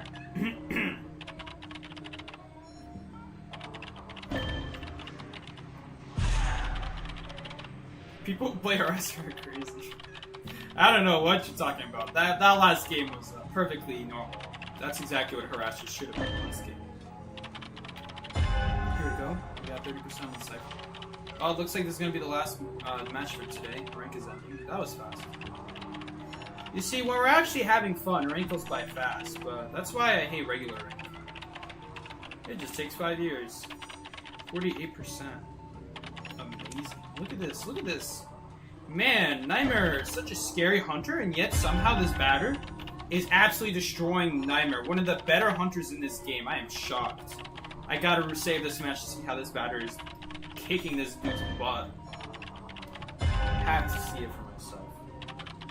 After this, we're gonna get his face for BM. You already know it. Now, guys, what better BM than leaving a Cypher at 99% to go get his face? That's how much disrespect I have for this hunter. That I'm not even gonna pop the Cypher because I want to get his face first. Alright, guys, let's go get his face. I saw his shadow over here. Yep, here he is. Stay put, I'm coming! I will rescue you with my paintings. I don't need a Cypher. Cypher won't do anything. It's not gonna save your life or anything. Alright, let's go get this Nightmare's appearance. Look at this goofy on Nightmare. Is he gonna break that? No, he's not. Come here, let me get your appearance. Oh, he can't even climb upstairs. I think he's having a little bit of lag today. Come on, stop getting stuck behind the stairs. Let me get your face. Oh, he's getting a little bit ahead of himself. Alright, let's get a painting for BM. He just got my appearance. Alright, guys. Let's go do another Cypher. Oh my god, they're actually doing another Cypher? What? They don't know. Guys, they don't know. Listen. Wait, is this the Antiquarian Mask? See, she's BMing! She's BMing, guys. It's obviously BM. Why else would she do an extra Cypher? Watch, and then she's gonna... Actually, she can't cuss me out for leaving the Cypher because she doesn't know that there's another Cypher primed. You know what I'm gonna do after this? We're gonna get the third Cypher primed. Let's go get the two-story Cypher primed after this. Guys, she doesn't even know. She doesn't even know. Either that or she's BMing. Must be the BM, right? There's no way she would. It all comes full circle. I know, man, right? Crazy. Let's go do another Cypher. I'm about to be the first person to get 700% decode in the first ever IDV match. Maximum possible decode you can get. There should be another Cypher right here. Is there not another Cypher here? Okay, it's not in two-story. It's probably here. Yep, there it is. What better BM than decoding right on the spot of the hunter's face? Now that is the spirit of the challenge. Don't mind me. I'm just coming here to do the Cypher. Now things can get kind of scary if he starts going after me, but it's alright. Why is Professor doing this Cypher? I'm telling you guys, it's BM. Why else would they be doing it? It's BM. It's all BM. Alright guys, don't worry. Why? They even use the crappy palette? How do you use the crappy palette before that one? They actually still... Oh my god, he actually doesn't know the Cypher's primed. He's going after me. How do you use the crappy palette before the good palette? That's my question. Uh-oh, we might get hit here. Oh, okay, never mind. I see what kind of hunter we're dealing with now. I see now! I understand! I understand now. He's leaving me! Yes! Yes! Wait, no, please leave me! I don't want him to hit me and then... Dang it. Watch him, like, swing at this pallet. Swing! Ah, I read him like a bug. Swing! Ah, I read him like a bug. Swing! Ah, I read him like a bug. When is he gonna learn? Swing! Ah, I read him like a bug. Let's keep doing it until he finally walks through. Swing! Ah, well, that time he didn't even go for it. Ah, we gotta... Up, swing! Ah, I read him like a bug. I'm not even by the pallet anymore. Guys, they gotta heal off for BM. That's gold. Oh, he's leaving! He's leaving! Quick! Quick, get the Cypher! Get the Cypher, quick! And after this, we're gonna open every chest on the map. Okay, let's get the Cypher. Let's not tell anyone. Let's just do the Cypher. Wait, he's coming back? No, he's not. Okay, there. Moonlit, I think, has the most most chests on the map. What? He's actually doing the Cypher with me. I mean, how could he know? How could he know that we have two other Cyphers primed? Dude, these people. So let me get this straight. Antiquarian didn't know I primed Bridge. Then Professor didn't know I primed Bridge and the second stop. And somehow Antiquarian, neither Antiquarian or Batter are questioning why neither of those Cyphers are done yet. Alright guys, well, I don't have any other Cyphers to do. That was every Cypher on the map. Let me count how many chests there were. There's this chest, one over here, one at first stop, a second one at second stop, second one at second stop. A third one at second stop. A fourth one at bridge. A fifth one at the other bridge. A sixth one at working carousel. A seventh one behind 10th. And an eighth one... Oh, I should have seen what I got. Let's see what I got. And an eighth one behind... What's it called? I got an illusion. An eighth one in basement. Okay, I'm actually going to wait here because I don't want her to die. I would feel a little bit bad at this point if we have 3 ciphers and not a single one was primed for them to pop. I mean, they were primed, it's just no one's popping. Alright. Okay, let me go over the chests again. 1 at God Corner, 1 at first stop, 1 at second stop, 1 at bridge number 1, another at bridge number 2, so that's 5 chests so far. There's a 6th one at working, a 7th one behind 10th, and yeah, that should be all of them. An 8th one inside a basement. Alright. Is the anti-coin even getting chased anymore? Wow, this is a super long match. It's better than high tier, honestly. Oh yeah, she's not even kiting anymore. I'm leaving because the person who's kiting right now is not even full health. Like, is like with full health. So screw that. Let's go for basement chest. Let's just knock it out of the way early. Ah, he'll be fine. Have you guys seen this nightmare? Watch, after this, we're gonna Tyler this hunter and they're gonna be so salty. Wait, Anti-Queen died. No one is on the cipher. That's hilarious. Focus on decoding. No one's on the cipher. Flare gun? Flare gun? Oh, syringe. I would feel so bad if I got a flare gun. She's not dead, right? Imagine if she was dead. Yeah, she's not dead. Alright, fine, I'll do the cipher. Oh, wait, now he's on the cipher. Imagine I just pop for him before he can touch it. That would be hilarious. Okay, now this is gonna be some really good BM. I'm gonna pop before he pops. Hey, he said focus on decoding. Don't look at me. Imagine your teammates didn't pop the first time, but then the moment you try to step up to the cipher, they pop then. No, don't get after me. I'm on a mission here. Oh my god, I should have hid behind the wall. Alright, guys. Well, let's go BM him somewhere over here. I mean, I don't want to BM him too hard because I do want to escape here. Uh-oh. Yes! BM continues!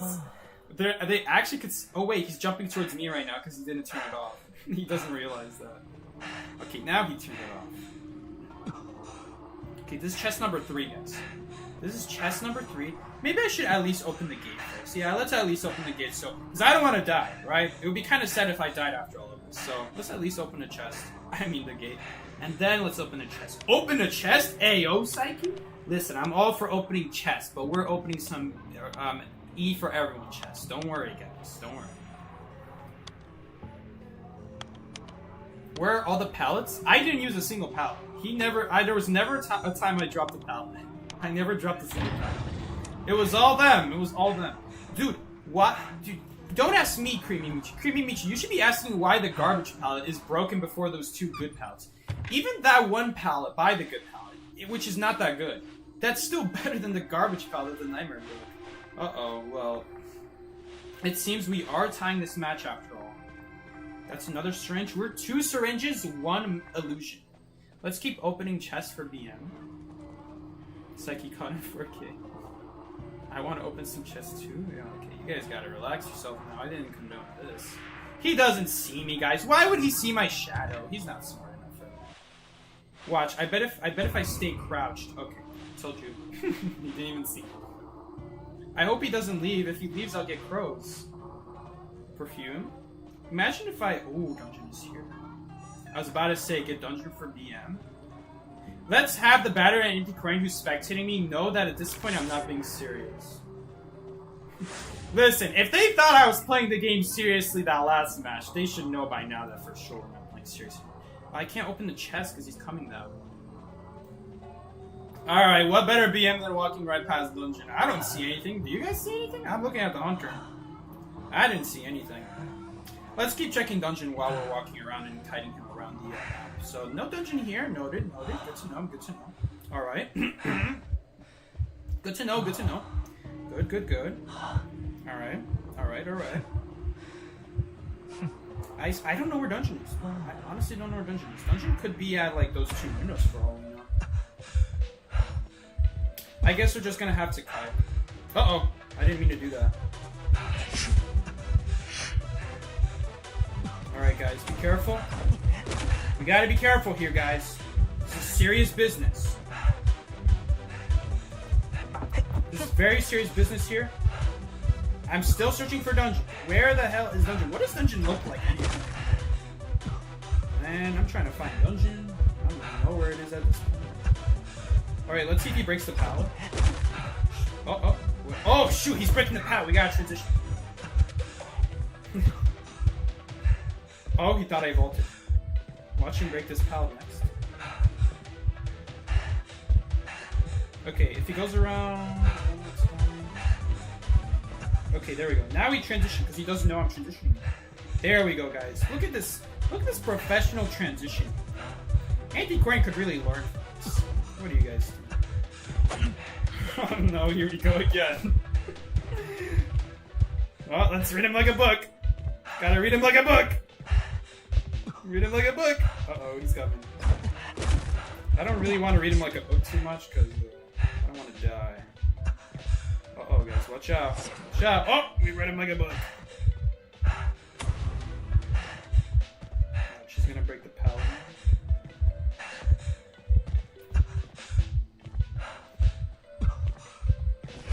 Oh my god, he actually went around the corner. That was scary. It's all BM. It's all in the spirit of BM. No! Uh-oh! Okay, I might be taking this a little bit too far if I choose to just go for a different dungeon at this point. Let's... Okay, I did hear him go for it, so I don't need a circle. Let's just take it while we have the chance. What do you guys think? Imagine it disappears right now. You know what? I'm actually gonna do it. I'm gonna let dungeon disappear and we're gonna cut into the next dungeon. Oh, I should not have jumped down so soon. Watch dungeon disappear now. We seem to have a problem here, Chief. It's okay. Dungeon's over there. We seem to have a problem.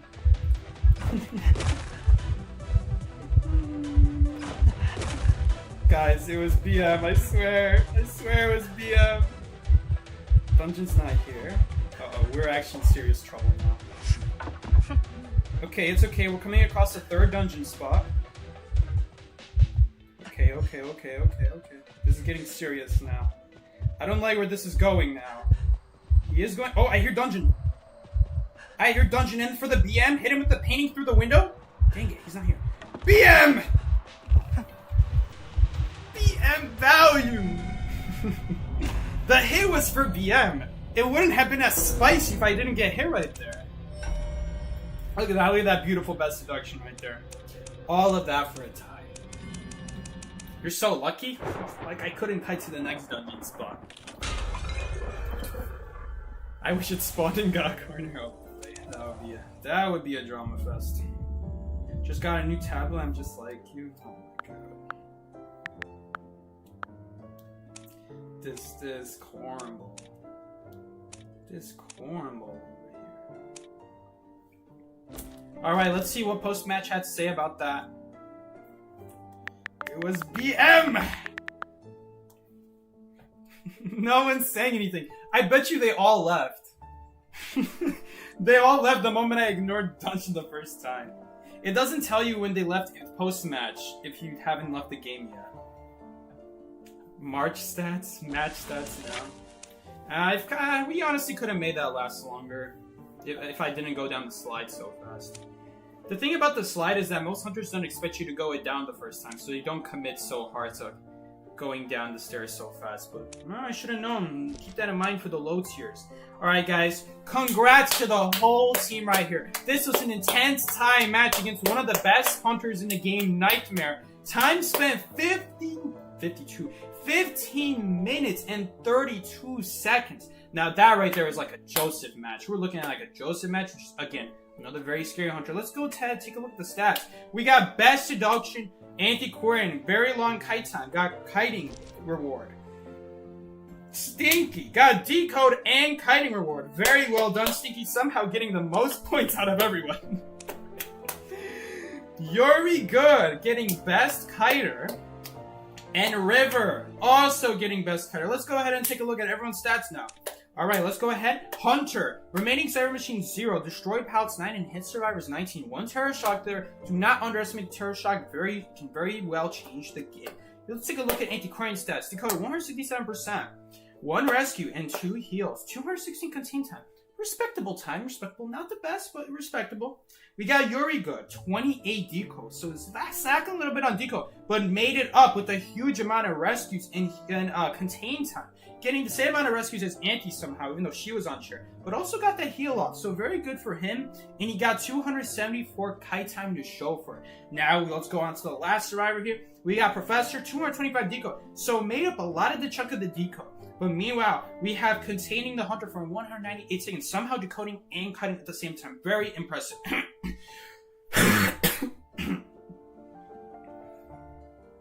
And finally, we have the MVP of today's match, Stinky, who kited to not only 1 dungeon, but 2 dungeons in the same game. How do you even kite to 2 dungeons? You may ask if there's only 1 dungeon. Well, simple as that. You just kite so long that you wait for the dungeon to reset, and you kite to the different dungeon. Now, if you were better than Psyche, what Psyche could have done here, even better, was he could have BM'd even more and kited for another 2 minutes and 30 seconds until the next dungeon spawn respawns. And then kited to that one. And then it just keeps going on and on and on. Psyche, with his kiting prowess, showing how to absolutely destroy Nightmare, one of the best hunters in the game. Props to Psyche. Clap it up for him. Very well done. Kiting for over 5 minutes. That's how long 300 seconds is. 5 minutes of kiting. Can you imagine how many ciphers you could get done with that? You could probably get done like 14 ciphers in that time. So 14 cipher kite from Psyche. Props to him for the 14 cipher kite and double dungeon kite. First ever double dungeon kite in recorded history. Guys, unfortunately that will be all for today's BM matches. Very well done by Psyche and Luca. We'll get one match in with Luca because Luca's in a salty mood. And the Nightmare. I'm gonna have to give away my MVP title and give it to this Nightmare for showing dignity throughout that whole match. He may have thought he picked the best hunter in the game, and the fact he still tied that as the best hunter in the game and still is able to show dignity. Now that right there is deserving of MVP title. Props to the Nightmare. There's something in my throat and I can't get it out.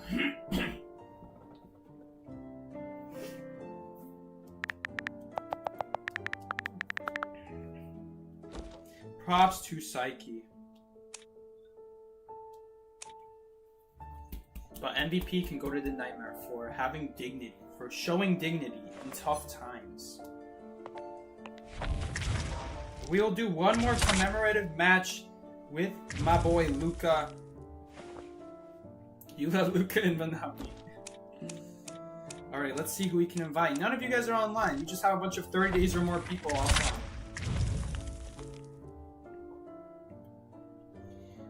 There's a lot of miraculous things done today, but by far, showing dignity in that type of setting, impressive from the night match. I mean, Nightmare.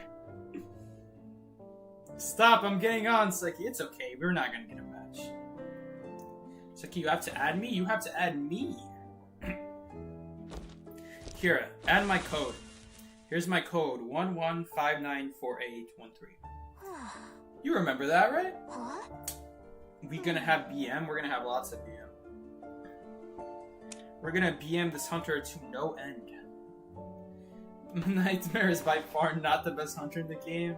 Brandon, I don't know what you're talking about. Nightmare is one of the scariest hunters you could go up against. Just ask Ellie. He puts him real high on the tier list.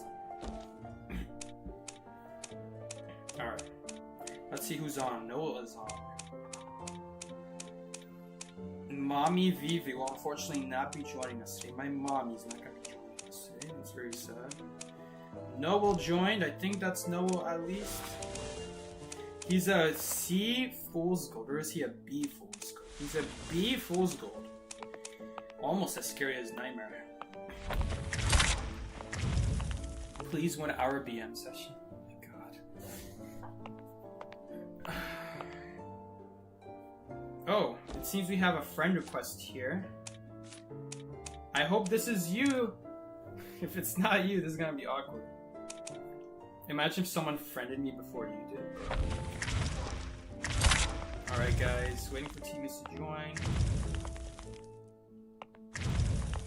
We're gonna only do 1 match because my voice is hurting. Is he muted? Oh my god. My man's muted.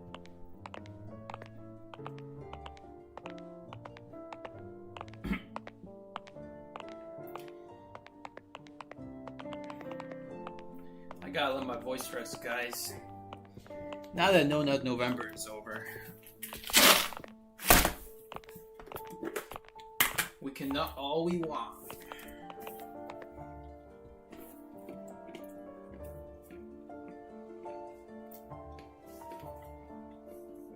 Drink some tea or water. Better. We're gonna eat some nuts instead.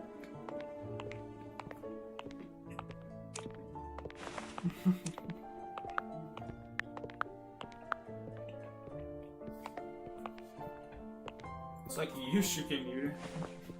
I'm gonna get muted after that BM talk.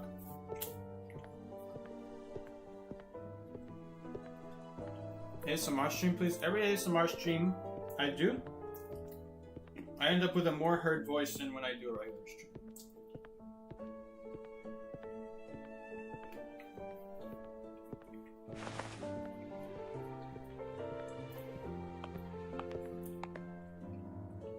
It seems we have some more friends. Don't worry, guys. We'll get you in next time.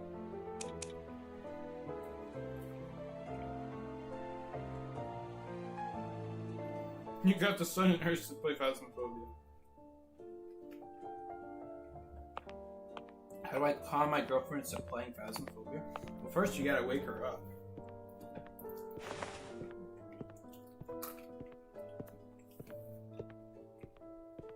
And trust me, waking up girls is not a pretty sight.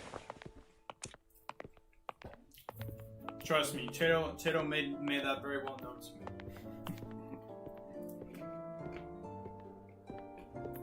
About to just not being.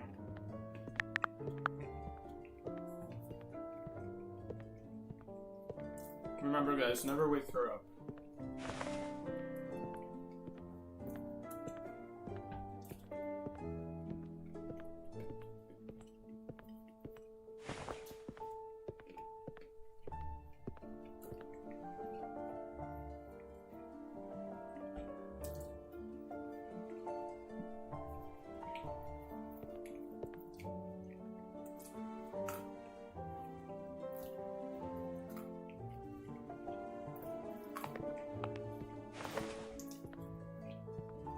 Hey, you guys know that kid from Polar Express? People have been checking that stream where I had my glasses on for a joke, and they call me the kid from Polar Express. You want me to show you a real life version of Polar Express, kid? I got you, homie.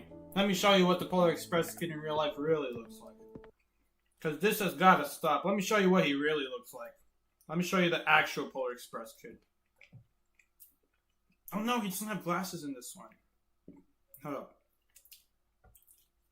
Let me show you the real Polar Express kid. Not broken. Oh, wait. No, shoot. He doesn't have glasses in this one either. Bro. Oh, come on. Is there even one that he has his glasses on? Bro, why you stop wearing glasses? I guess you got called the Polar Express kid too much. Alright. Oh, we found him! Easy. We caught him in 4K. We caught him in 4K. You thought I was the Polar Express kid. Let me show you what he looks like. Let me show you what the real Polar Express kid looks like. Polar Express kid reincarnate. Behold! The Polar Express kid. You thought I was the Polar Express kid. Let me show you the real one. He even sounds like him too. Look at that. Look at that. Look at that Polar Express kid. Look at there. I'm kidding. His name is Boss. I'm sorry, Boss. Here, let's watch one match of Boss. Because Boss is actually good at the game. Psyche, my girlfriend thinks you look like a younger Ensign? Really? Alrighty. Alrighty, guys. Should be live. We should be live, guys. Imagine if I talk like that every stream. Oh my god, guys, the random died again. Oh well, nothing we could do about that. How's it going, chat? Stop exposing people. Listen. I have to show you the actual Polar Express because this needs to stop. So you're a bully? I'm sorry. Listen, he's been told that before. He knows it. You're still the real Polar Express kid. God damn it. Looks like I exposed him all for nothing. Go check out his channel. Go check out Boss CR. YouTube. Saki in 2021 is very different from Saki in 2023. I'm really happy about that. Now, Luca, I don't even want to know what changed, but I'm glad you like me now.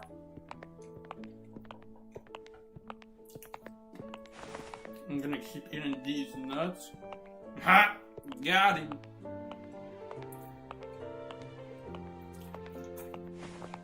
Well, we actually had a pretty good record today.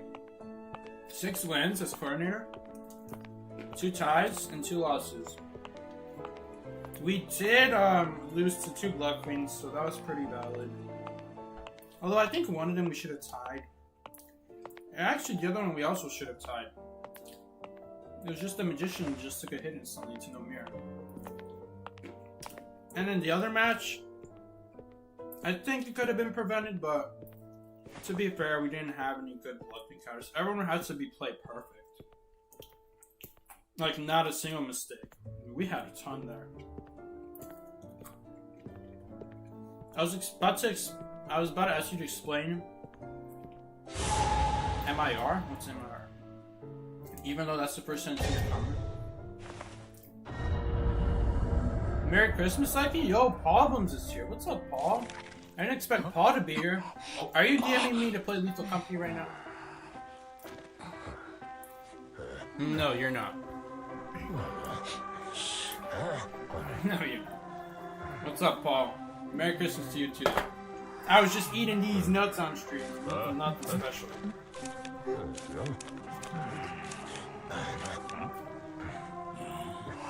We just had the craziest BM match of all time. Alright, what is the best BM character? What is by far the best character for BM?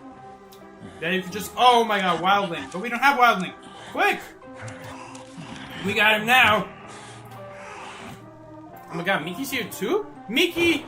Why are both Miki and Paul here at the same time? You definitely came here for Lethal Company, didn't you? Likewise, Miki. This is so disgusting what I'm doing on camera. Don't look at me. Listen, someone's gotta lick the salt off. Can't let that salt go to waste. Alright, guys. We are playing Wildling for the BM now. Paul, if you didn't see the last match, the last 15-minute match full of BM value, you gotta go see it. Alright, Hunter either spawned at Big Rock or Big Bow. They spawned Big Bow. Alright, let's see who the Hunter is. The Hunter is... Is that Hunter lagging? Why are they so slow? It's an Axe Boy! How did I not figure that out sooner? Alright, guys. Watch out. Axe Boy's gonna come chase me. Here he comes.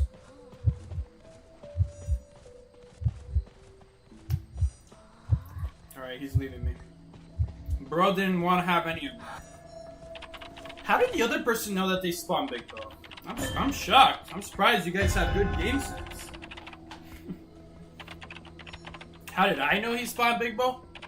That's a secret we don't discuss. I'm kidding. If you spawn over here, and if someone spawns here, then the Hunter always spawns Big Bow. if you spawn over there and no one spawns here, then the hunters spawn Big Rock. That's how you know. Now, if you're the one who spawns here, right there, then hunter always spawns Big Rock, because there's only one spawn like that. That's what you call a key spawn. They're kind of useless now, because now you just spawn select. Honestly, it's a little bit unfair to have that knowledge. It's pretty unfair to know where the hunter's coming from, and then the hunter doesn't know where... Some hunters don't even know where you are, but I already know where they are. Unless you're like a pro hunter, you memorize every 4 spawns. All 4 survivor spawns on every single map. You gotta have to be crazy for that. Are you guys asking me to... Shoot, are you guys still here? I don't know if they're still here. Did you guys want to play Lethal Company? Is that why you're here? Or did you just want to say hi? Oh my god, I'm lagging. I'm gonna die to lag. Here I come. We're definitely failing this because I don't have time. Nice. Jesus, why is Lawyer taking 5 years? I had to still come in and do that rescue anyway. I think now's a good time to open a chest. Oh my god, we have Thief! We have Thief! Oh my god, I thought we got a Flargon for a second there, but no, we got Perfume. Don't run away from me! Shoot, I should have never opened that chest. Oh, you're right there. Oh, we're not helping him. Dang. It's for BM, okay? BM value! Bruh! Why is wilding so useless? Man, nothing can spend more BM than just walking towards and away the hunter. There we go. I love BM like that. Hopefully we have some ciphers being done. Alright, guys. Alright. I'll be here to give a whistle. There you go. Now he doesn't know you're here. Nice. Woo! Uh-oh. This is why I don't usually pick wild. I got you, homie. I'm whistling. Can you blow my whistle big? Ah, shoot. I should have never said whistle. Who needs a pig? I can kite without the pig. Guys, he doesn't know. He wouldn't know how to chase. Who needs the pig? Watch him vault. Oh, I'm getting kind of scared now. Let's get on the pig, just to be safe. That's a lot of souls. Okay. Can we jump over this for BM? BM value, let's go! So useless to do that. There must be something else we can jump over for BM, right? Not this. Hold up, I think you can jump over this for BM. No, not that. I want to jump over this. I think you can jump over this. Let's just jump over this. BM value! Look at that value. Look how much distance we got from that. I'm saying hello, Seki, but I mean, if there is, I don't mind. So we should definitely play. I haven't played in a while. You guys are the only reason I play, actually. Because without you guys, I just don't play. I don't play Lethal Company. It's like not a game that you can seriously play. You can only play it if you have like teammates to play with and make it fun. If you try to make it fun by making it serious, it's not gonna be fun. That's what that's about. Oh, no! That would have been so lucky if that happened. Let's get on the pig. This is too sketcy. Man, imagine if that soul actually killed me. Man, that would have been sad. BM value! Bro, come on. Is this not like the craziest BM you ever saw? Look at that BM. Jumping from fence to fence. Okay, I kind of want to break this tree because this almost killed me last time from not breaking it. Alright, let's destroy.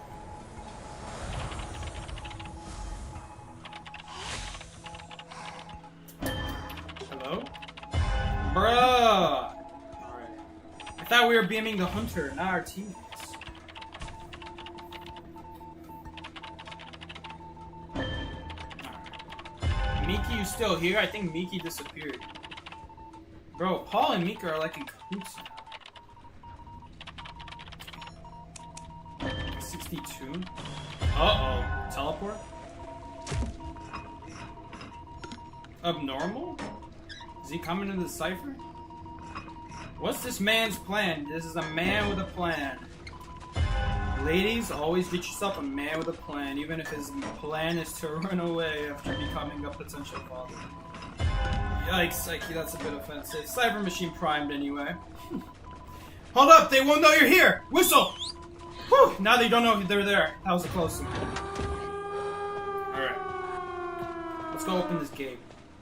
Dude, why don't the rank match games have this kind of Christmas effect on them? Uh-oh. My man just teleported in the middle of nowhere. My man BM'd himself at that point. I had to hit the hunter into an obstacle 3 times, I'm pretty sure. 4 times? Oh my god, we're not getting that done. Hold up, guys. Come here. Exit gate's open. Oh my god. You know you BM'd him hard when he surrenders. There you guys go. Wildling getting it done. Wildling getting it done. Literally, Wildling let his teammate die because he couldn't get on the pig, but we don't talk about that. We'll do one more match for extra spicy BM. That was a lame match though, I'm not gonna lie. Is it really necessary to jump over every fence like that? Yes, yes it is. It is very necessary. Can I get a bell to make things better? Oh my god. Bruh.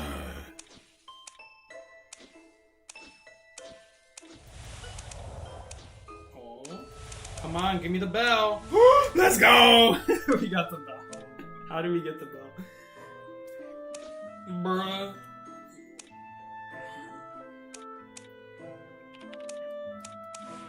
Alright. Why don't we have an X-Boy skin? That's such a cool skin.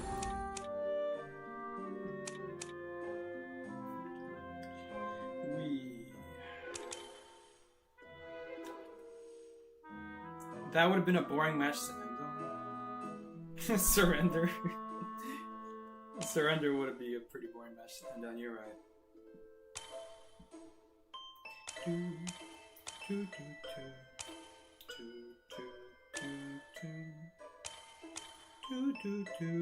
Yo, I almost called Paul Phasmo. Paul!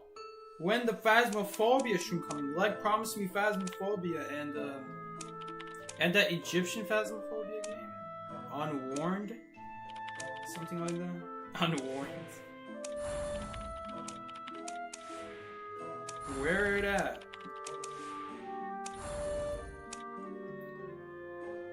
I cooked up a storm. Oh boy. Brother, you cooked up the biggest bowl of charcoal I ever saw.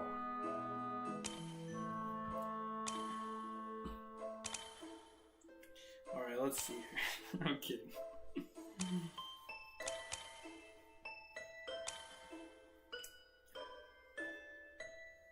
It looks like you were about to give that in some naughty kid's prison. Alright, I'm gonna stop.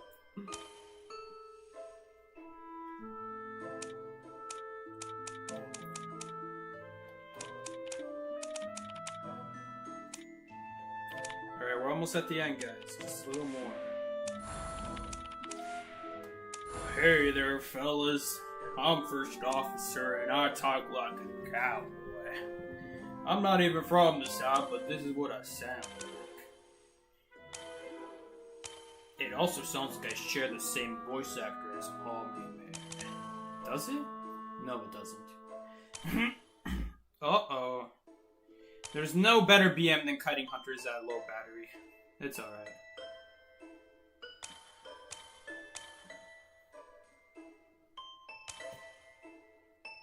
Hunter wasn't like Nightmare.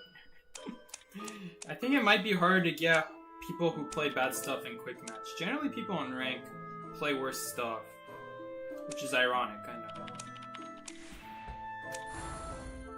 Oh, this hurts to do this over and over. Psyche, how are you feeling about the Sanrio skins? What are the Sanrio skins? Unless you mean like Sanrio. Hola. Me llamo Sanrio. I don't know what she's talking about the Sanrio, but it's making me want to get all Spanish on your ass. Alright.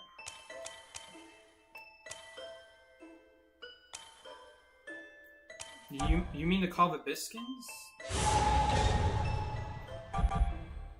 Oh, we still got it done. This man never knows anything. Hola, me llamo Sandy. Y me gusta leche. That sounds like a very interesting man right there. Don't you guys think? Alright.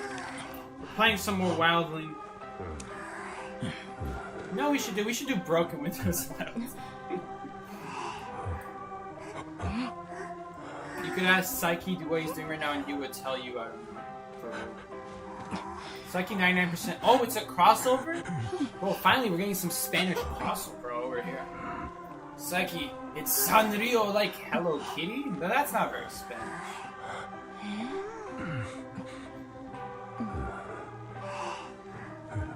Alright guys, well...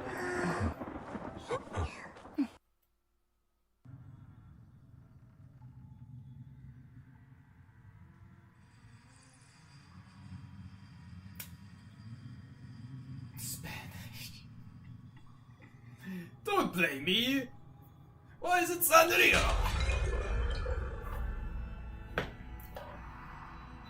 Uh-oh, Hunter spawned somewhere. I forgot exactly where they spawned. I believe this spawn, with this spawn, it's either graveyard or that corner. Either way, guys, we got Photographer. And it doesn't get any better BM than Photographer. Here we go. Here we go. Now it's getting real. Now we're getting real. Now this is a hunter we could do something. Where did he spawn anyway? Let's see. Where is that? What the? Oh, why hello there. Oh, right there, fella. I'm out. I'm out, homie. You didn't see me there. Hola, gato.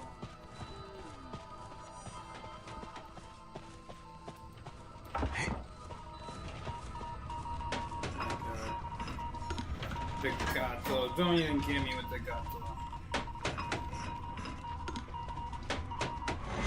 Well, I'm bad.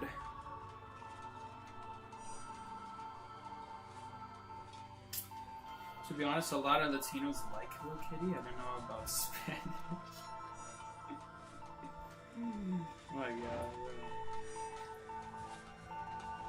Alright, we're gonna get healed here.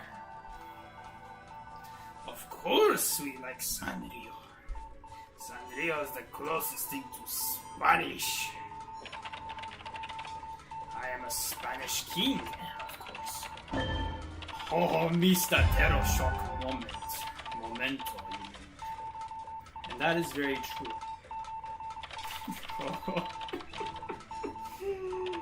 Luca hit the hunter with the pallet. We can't be letting you BM by yourself. I got deduction to get done. Ooh-wee! Alright, we're coming for his booty cheeks. Stay put, I'm coming. I think the dog just got locked up. Alright guys, we got this. Where is he? Alright boys, here it comes. Uh-oh! Uh-oh, he's coming! Can we jump through this? I don't think so. Woo! Ah, we're too late, it's okay. It was just for BM. BM value again? See ya!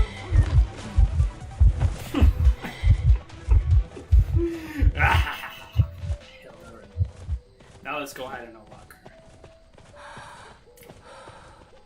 Guys, he doesn't know where Anti-Crane is. We use the whistle. He'll never know. Is it dog working hours yet? I mean, it's almost time. My mom's not going to work, so she's not putting him in as early, I guess. Alright, as soon as we get our pig back, we gotta get back on the grind.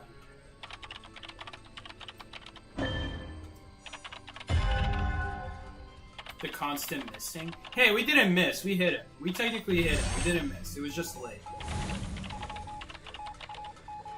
Honestly, instead of following him, I should have walked through that pallet.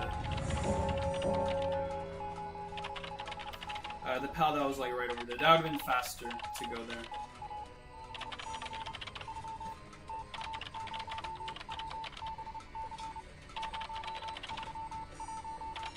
Opportunity targets, he's taking a picture.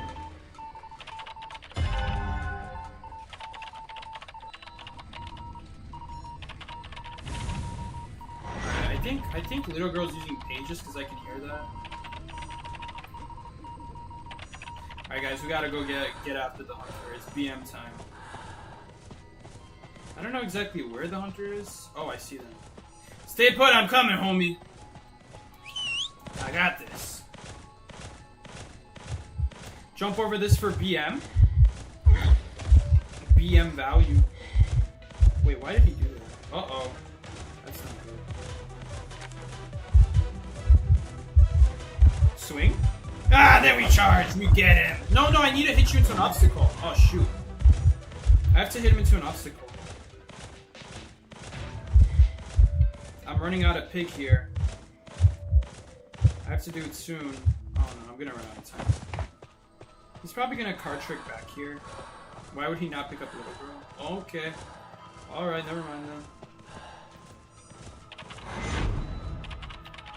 Hey, it's Lawyer. I got you, Lawyer. Teleport?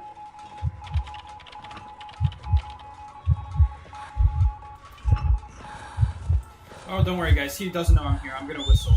There we go. Now he doesn't know we're here. Look at that. He instantly lost me. We gotta protect our little girl. That sounded wrong. Oh my god, we're running out of picks so fast. We still gotta do our deduction. Swing. Okay, yes. Let's get our deduction done. There we go. That's okay. Pig can take a couple hits, you know. No, get off, get off! Whew! That was close. I almost got put on a 60-second cooldown. If you don't cancel the pig, you get put on a 60-second cooldown. I don't even know why. Why is that a necessary part of the game? Like, why when your pig runs out, it gets put on a 60-second cooldown? Like, let's say you make it disappear half a second before it runs out. For some reason, it makes it go Dude, for some reason, if you don't get off the pig, it makes it 60, but if you get off, like, right before, it's only 30 then. Uh-oh. Well, you know, you guys know what I say. Low battery kites make for the best BM kites. I think we might not reach, unfortunately.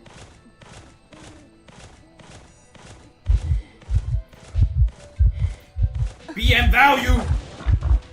Oh no, I have to hit him into an obstacle! Oh no, that was so bad. Dude, I'm still not getting my deduction. He actually doesn't have detention. Shh, he won't know I'm here. See, guys, this is the camera I'm talking about. Uh-oh! He didn't see us. He doesn't know I'm here. I'm listening. Did he just... Oh my god, why is he doing that? Free rescue! Watch him come back from the camera behind. No, he actually waited for the whole thing. I still need to get one more hit in, otherwise I won't get my deduction done. Please don't leave, please don't leave. Stay here. Stay here, please, please, please. Like, swing at me, do something. Perfect. Run! Maybe there's like some BM we could do here. Can you jump over the chair? Uh-oh.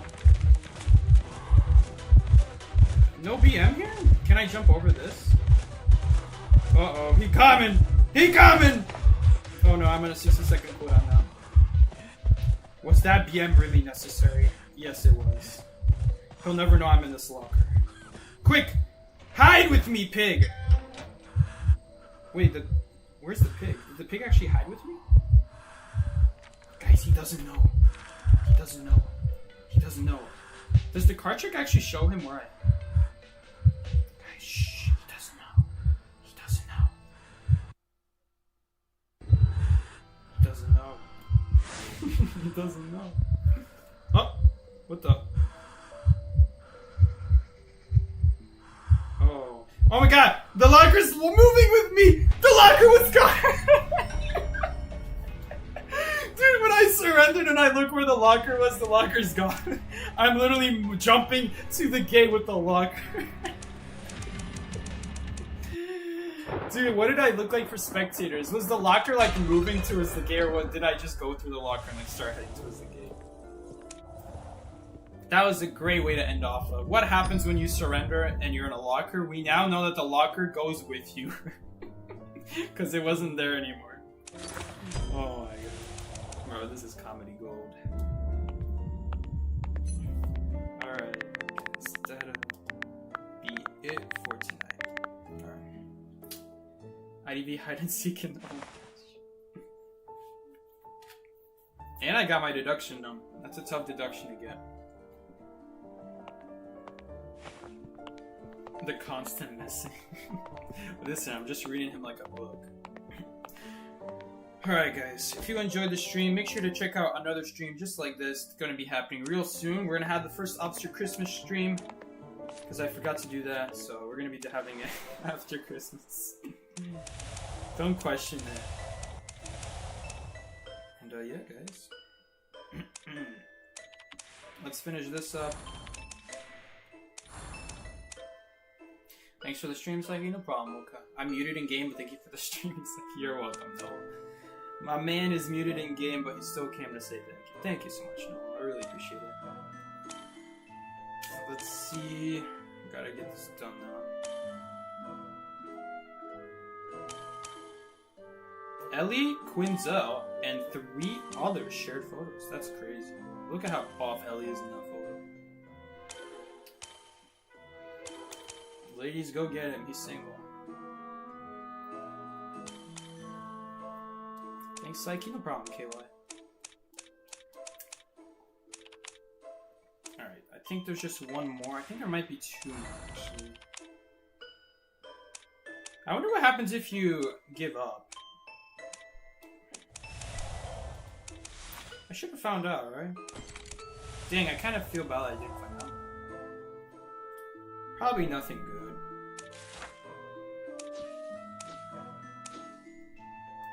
Alright, we got a suspiciously long protruding long object there. Oh, we still have Luca here. Luca, I thought you were supposed to leave.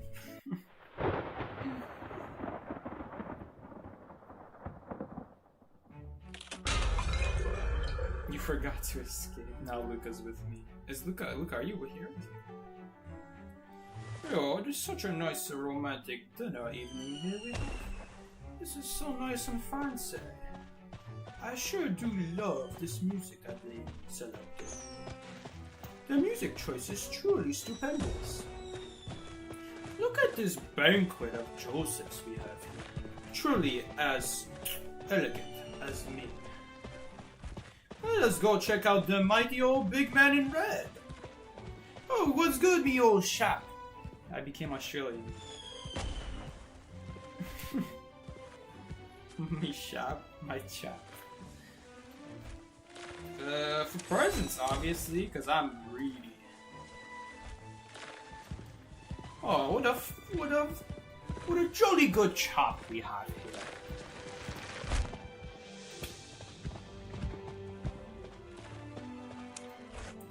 Oh, this is some mighty fine ice skating we have here. I sure do love sliding across the ice like this.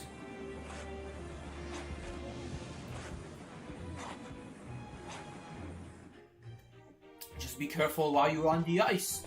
Don't want to cause the head collision of 83.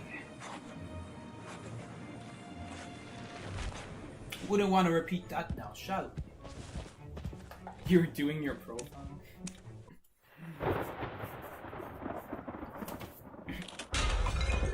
Thank you for streaming, Psyche. No problem. Oh my god, Luca was here? Luca, were you with me? Wait, do you leave when I leave? Oh, anyway.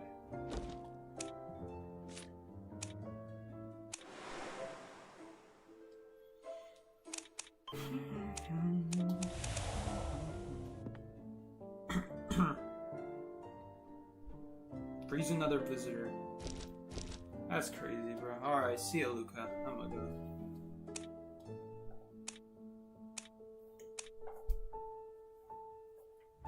Alright, guys. Look who's right next to me. I didn't even see him. Were they the geisha?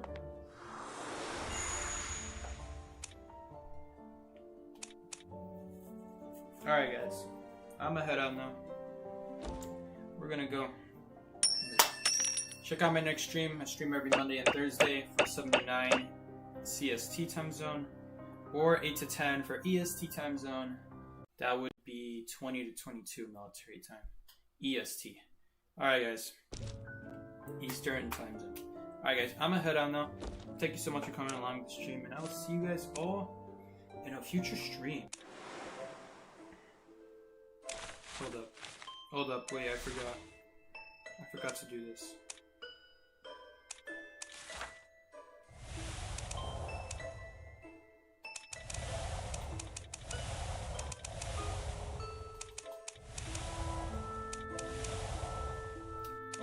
I got something in my mouth at the worst time.